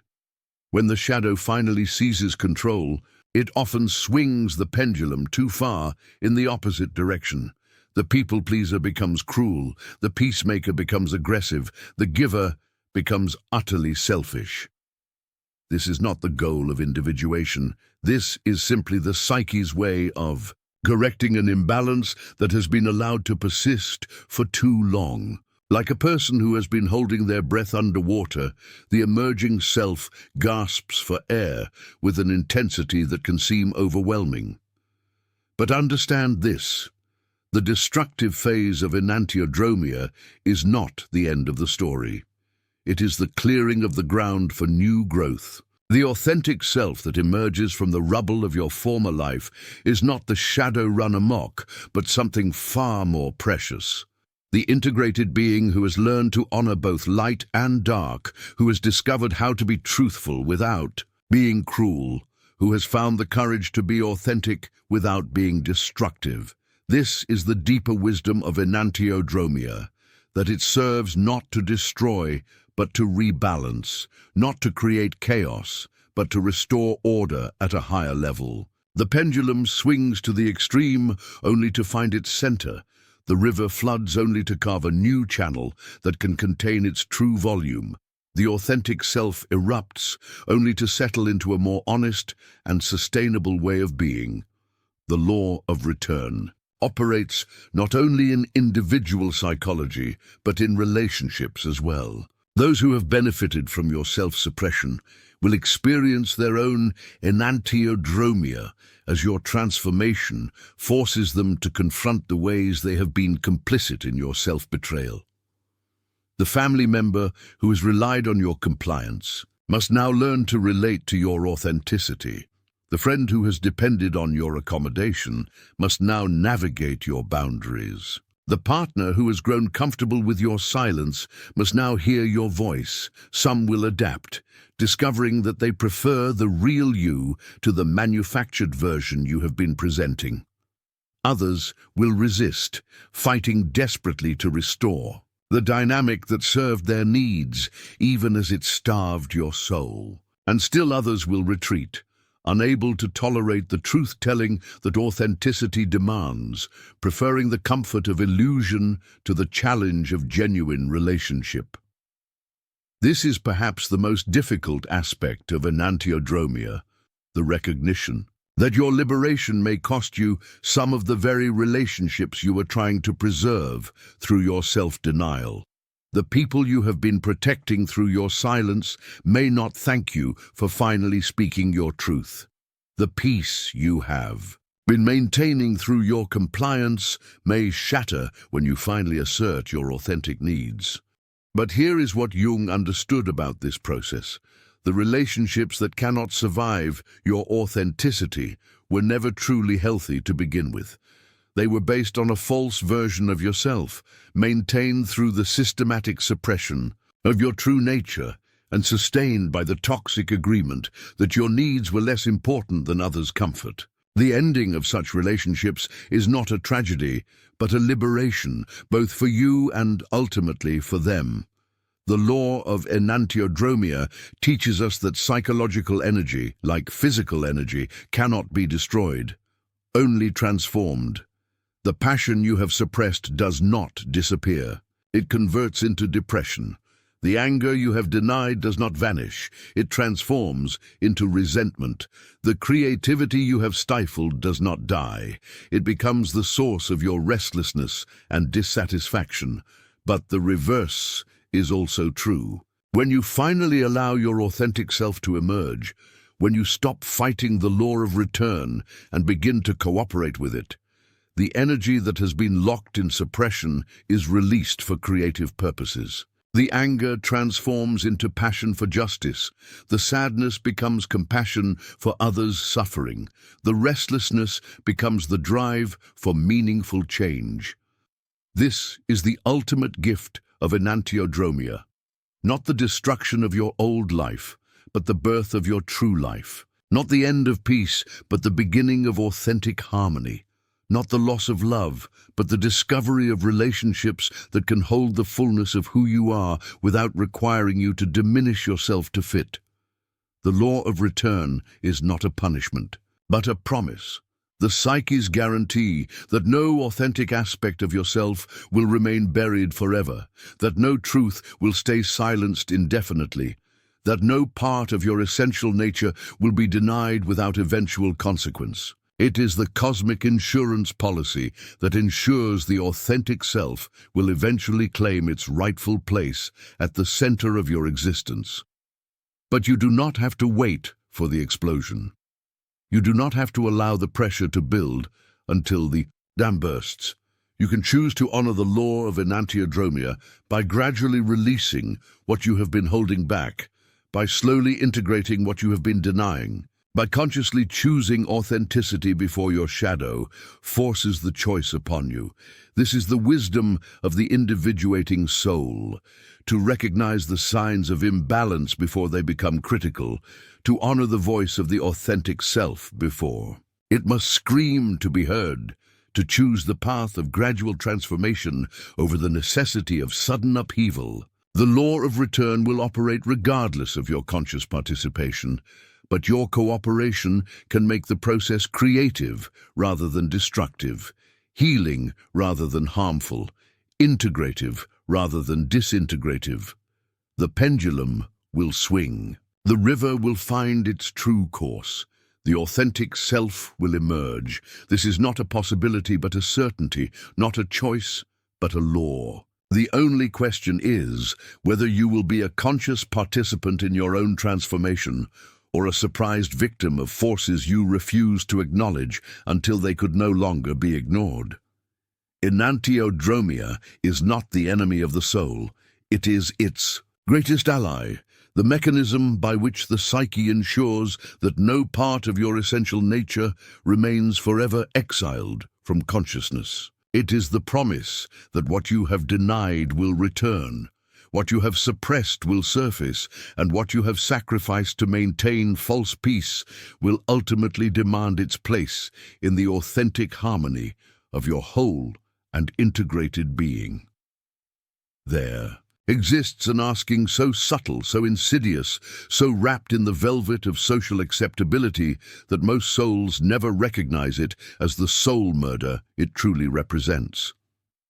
This fifth asking does not demand your energy or your guilt, does not plead for your freedom or your unlived dreams. Instead, it makes the most devastating request of all. It asks you to dim your light so that others might feel more comfortable in their darkness. Listen to the resonance that awakens in your chest now, the recognition of a wound so deep and so familiar that you may have forgotten it was ever inflicted. This is the asking that comes disguised as humility, that presents itself as consideration for others, that wraps itself in the holy garments of selflessness while committing the most profound act of spiritual violence, the systematic dimming of the divine spark that burns within you. You have heard this asking in 1,000 different forms, haven't you? The suggestion that you tone it down when your enthusiasm makes others uncomfortable. The gentle reminder to be more modest when your achievements highlight others' lack of accomplishment. The concerned advice to not show off when your natural radiance threatens to eclipse those who have grown comfortable hiding in the shadows. Each time, the message is the same. Your light is too bright, your fire burns too hot, your authentic brilliance is somehow an assault upon those who have chosen dimness. This is the mythology of Lucifer inverted and perverted, the light-bearer, transformed from the bringer of illumination into the source of all darkness, the one whose very luminosity becomes the crime for which they must be eternally punished. But Jung understood the deeper psychological truth buried within this ancient archetype, that human consciousness has always crucified what it most desperately needs, has always sought to destroy what it secretly knows to be sacred. The light dimming begins early, doesn't it? In childhood, when your natural exuberance is labeled as too much, when your questions are dismissed as showing off, when your excitement is met with the cold water of adult disapproval. You learn that brightness is dangerous, that standing out invites punishment, that the safest way to move through the world is to make yourself small enough to avoid triggering others' insecurities.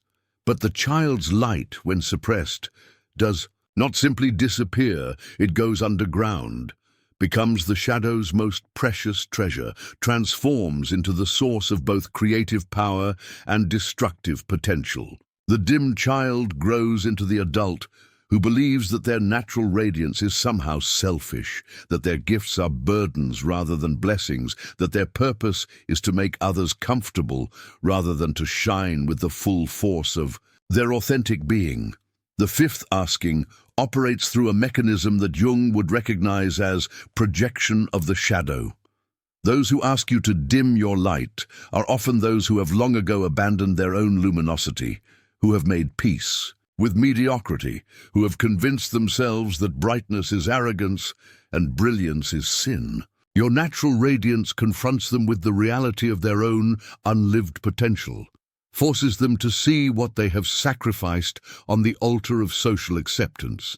And so they must make your light the problem. They must transform your natural brilliance into evidence of your selfishness, your authentic power into proof of your inconsideration, your willingness to shine into a crime against the collective comfort.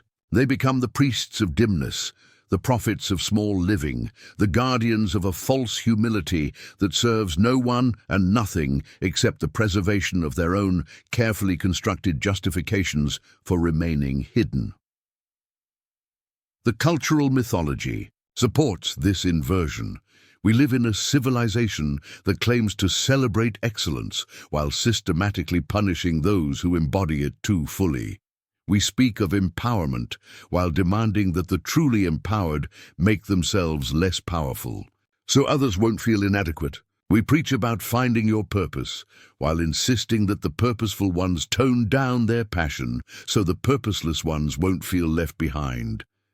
This is the tall poppy syndrome made manifest in the realm of the soul, the systematic cutting down of anything that dares to rise above the acceptable level of mediocrity. But unlike the physical poppy, the human soul that is cut down does not simply regrow in silence. It either withers in resentment or explodes in rebellion, either dies a slow death of self-betrayal or erupts in the volcanic fury of the authentic self, finally demanding its due. The light dimmers come in many forms, wearing many masks. There is the family member who can only relate to you when you're struggling, who becomes uncomfortable when you succeed, who finds ways to diminish your achievements even as they claim to celebrate them. There is the friend who bonds with you over shared limitations, who feels abandoned when you transcend the problems that once united you, who subtly sabotages your growth to maintain the familiar dynamic of mutual smallness. There is the romantic partner who fell in love with your potential but becomes threatened by your actualization, who cherished your dreams when they were safely unrealized but resents your success when it becomes undeniable. There is the colleague who can tolerate your competence but not your excellence, who can accept your contribution but not your leadership, who can handle your participation but not your domination of the field you were born to master. Each one carries the same underlying message. Your light is too much, your power is too threatening, your authentic brilliance is somehow an act of aggression against their carefully maintained equilibrium. They ask you to dim, not because dimness serves any higher purpose, but because your brightness forces them to confront the reality of their own chosen darkness. But here is what the light dimmers cannot understand. Your radiance is not optional. Your brilliance is not a personality quirk that can be adjusted for others' comfort. Your light is the very essence of your being, the divine spark that animates your existence, the unique frequency through which the universe expresses its infinite creativity. To dim your light is not humility, it is suicide of the soul. Jung understood this profound truth, that the self, the archetype of wholeness and completeness, cannot be contained within the narrow boundaries of social acceptability. The self demands full expression, complete authenticity, total alignment between inner truth and outer manifestation. When we attempt to shrink the self to fit others' comfort zones, we create the very neurosis and pathology that therapy seeks to heal. The mythology of Lucifer, properly understood, is not the story of evil triumphing over good. It is the story of consciousness being punished for its refusal to remain unconscious, of light being cast out for its unwillingness to hide its radiance, of the authentic self being condemned for its refusal to wear the masks that make others comfortable. Lucifer is not the enemy of divinity. He is divinity refusing to pretend to be anything less than what it is. This is why the fifth asking is so dangerous, so soul-destroying in its subtle violence. It asks you to commit the ultimate betrayal, not the betrayal of others, but the betrayal of your own deepest nature. It asks you to deny the very essence of what makes you unique, to suppress the gifts that the universe has entrusted to your care, to hide the light that is meant to illuminate not only your own path, but the paths of others who have forgotten that such illumination is possible. The moment of recognition arrives differently for each soul, but it always carries the same electric shock of truth. You realize that you have been living a dimmed version of yourself, that you have been apologizing for your strengths, minimizing your achievements, hiding your gifts behind the false modesty that others have convinced you is virtue. You see clearly, perhaps for the first time, how much energy you have been expending to make yourself smaller, how much life force you have been squandering in the effort to avoid triggering others' insecurities. And with this recognition comes a choice that will define the trajectory of your remaining days. Will you continue to honor the fifth asking, dimming your light to maintain the comfort of those who have grown accustomed to darkness? Or will you reclaim the full radiance of your authentic being, regardless of how your brilliance affects those who have chosen to remain small?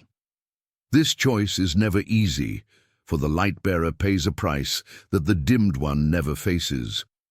To shine fully means to stand alone sometimes, to be misunderstood by those who cannot comprehend your luminosity, to be resented by those who have convinced themselves that brightness is sin. It means accepting that your very existence will be a challenge to those who have made peace with mediocrity, a reminder to those who have abandoned their dreams, a confrontation for those who have learned to love their limitations.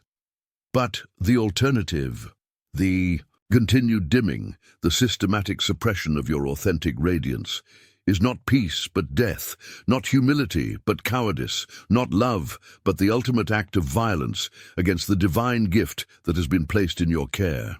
Your light is not yours alone.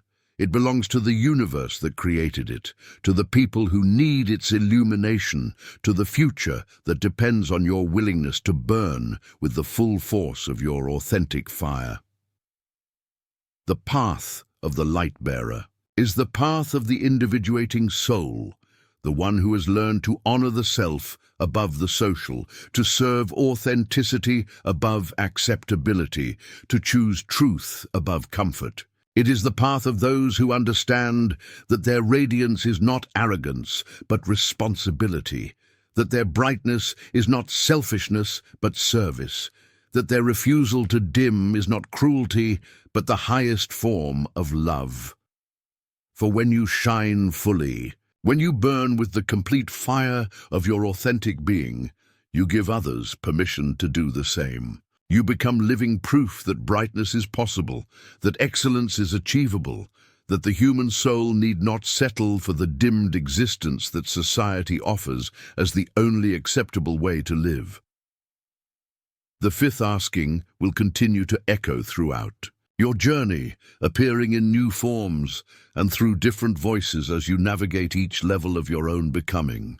But once you have recognized its true nature, once you have seen through the false humility to the spiritual violence beneath, you will never again mistake the request to dim for anything other than what it truly is, the last desperate attempt of darkness to convince light that it should not exist. Your light is not too much. Your brilliance is not too bright. Your radiance is not too powerful. You are exactly as luminous as you were meant to be. And the universe needs every photon of the fire that burns within you. The choice to shine or to dim is yours alone. But remember this, every moment you spend dimmed is a moment the world spends darker than it needs to be. The light-bearer's burden is not to carry others' darkness, but to illuminate it, not to diminish their own radiance, but to kindle the flames that others have allowed to grow cold.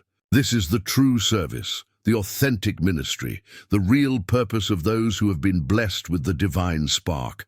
Not to hide their light under the bushel of false humility, but to set it upon the hill where it can guide all those who have forgotten their way home to their own authentic brilliance. There comes a moment in the soul's journey when the descent must end, when the seeker must turn away from the abyss, not in fear, but in recognition. You have walked through the shadowlands of your own making, have felt the weight of every compromise that diminished you, every yes that was meant to be no. Now, at the threshold between what was and what must be, you discover the most sacred word in the vocabulary of the self: no. This is not the no of petulance or rebellion, not the sharp edge of anger wielded against the world. This is the no that emerges from the depths of knowing, the boundary that springs forth from the well of authentic being. It is the no that protects the flame at the center of your existence, the flame that is not yours to give away, not yours to extinguish in service of others' comfort or approval. Jung understood this sacred refusal as the cornerstone of individuation. For how can one become whole while constantly fragmenting the self to fit the expectations of others? How can the authentic personality emerge when it is perpetually sacrificed on the altar of belonging? The return to the self begins with this recognition that you are not a resource to be consumed, not a solution to others' problems, not a balm for their unhealed wounds. The sacred no rises from the underworld where you have been dwelling. You have seen what happens when the self is abandoned, when the ego's desperate need for acceptance overrides the deeper wisdom of the psyche. You have witnessed the slow death that comes with each compromise, each betrayal of your own nature. And now, emerging from that darkness, you carry with you not bitterness but clarity, the crystalline understanding of what must be protected. This boundary is not a wall built in hostility, but a sacred perimeter drawn in love. Love for the self that has survived the journey through shadow and illusion. Love for the authentic voice that refused to be silenced even in the depths of conformity. Love for the flame of individuality that flickered but never fully died. Waiting for this moment of recognition and return. The ego, still partially entranced by its old patterns, may resist this emergence. It whispers of the safety found in saying yes, of the warmth of approval that comes with accommodation. It warns of loneliness, of rejection, of the cold winds that blow upon those who dare to stand apart. But the self, now awakened to its own sovereignty, knows these fears for what they are, the last desperate attempts of a psychological structure that has outlived its usefulness. For you are no longer the frightened child who needed approval to survive. You are no longer the uncertain adolescent who traded authenticity for acceptance. You have descended into the depths of your own psyche and emerged with something precious, the knowledge of who you truly are, beneath all the masks, all the personas, all the adaptive strategies that once seemed so necessary. This sacred no is not spoken in anger, but in serenity. It does not seek to wound, but to preserve. It does not attack, but protects. When someone approaches with demands that would diminish you, with requests that would require you to betray your own nature, the no rises naturally, organically, like breath itself. It needs no justification, no lengthy explanation, no apology for its existence. The paradox that Jung so often illuminated reveals itself here. In learning to say no to what diminishes us, we become more available for authentic yes. The energy, unscattered across 1,000 false obligations, consolidates into presence. The attention, once fragmented by the need to please everyone, coalesces into genuine availability for what truly matters. You begin to understand that every sacred no is simultaneously a yes to something deeper. No to the meeting that serves no purpose becomes yes to the creative work that feeds your soul. No to the relationship that drains your vitality becomes yes to the solitude that restores you. No to the expectations that constrain your growth becomes yes to the unknown territories of your own becoming. This is the alchemy of individuation, the transformation of scattered compliance into concentrated authenticity.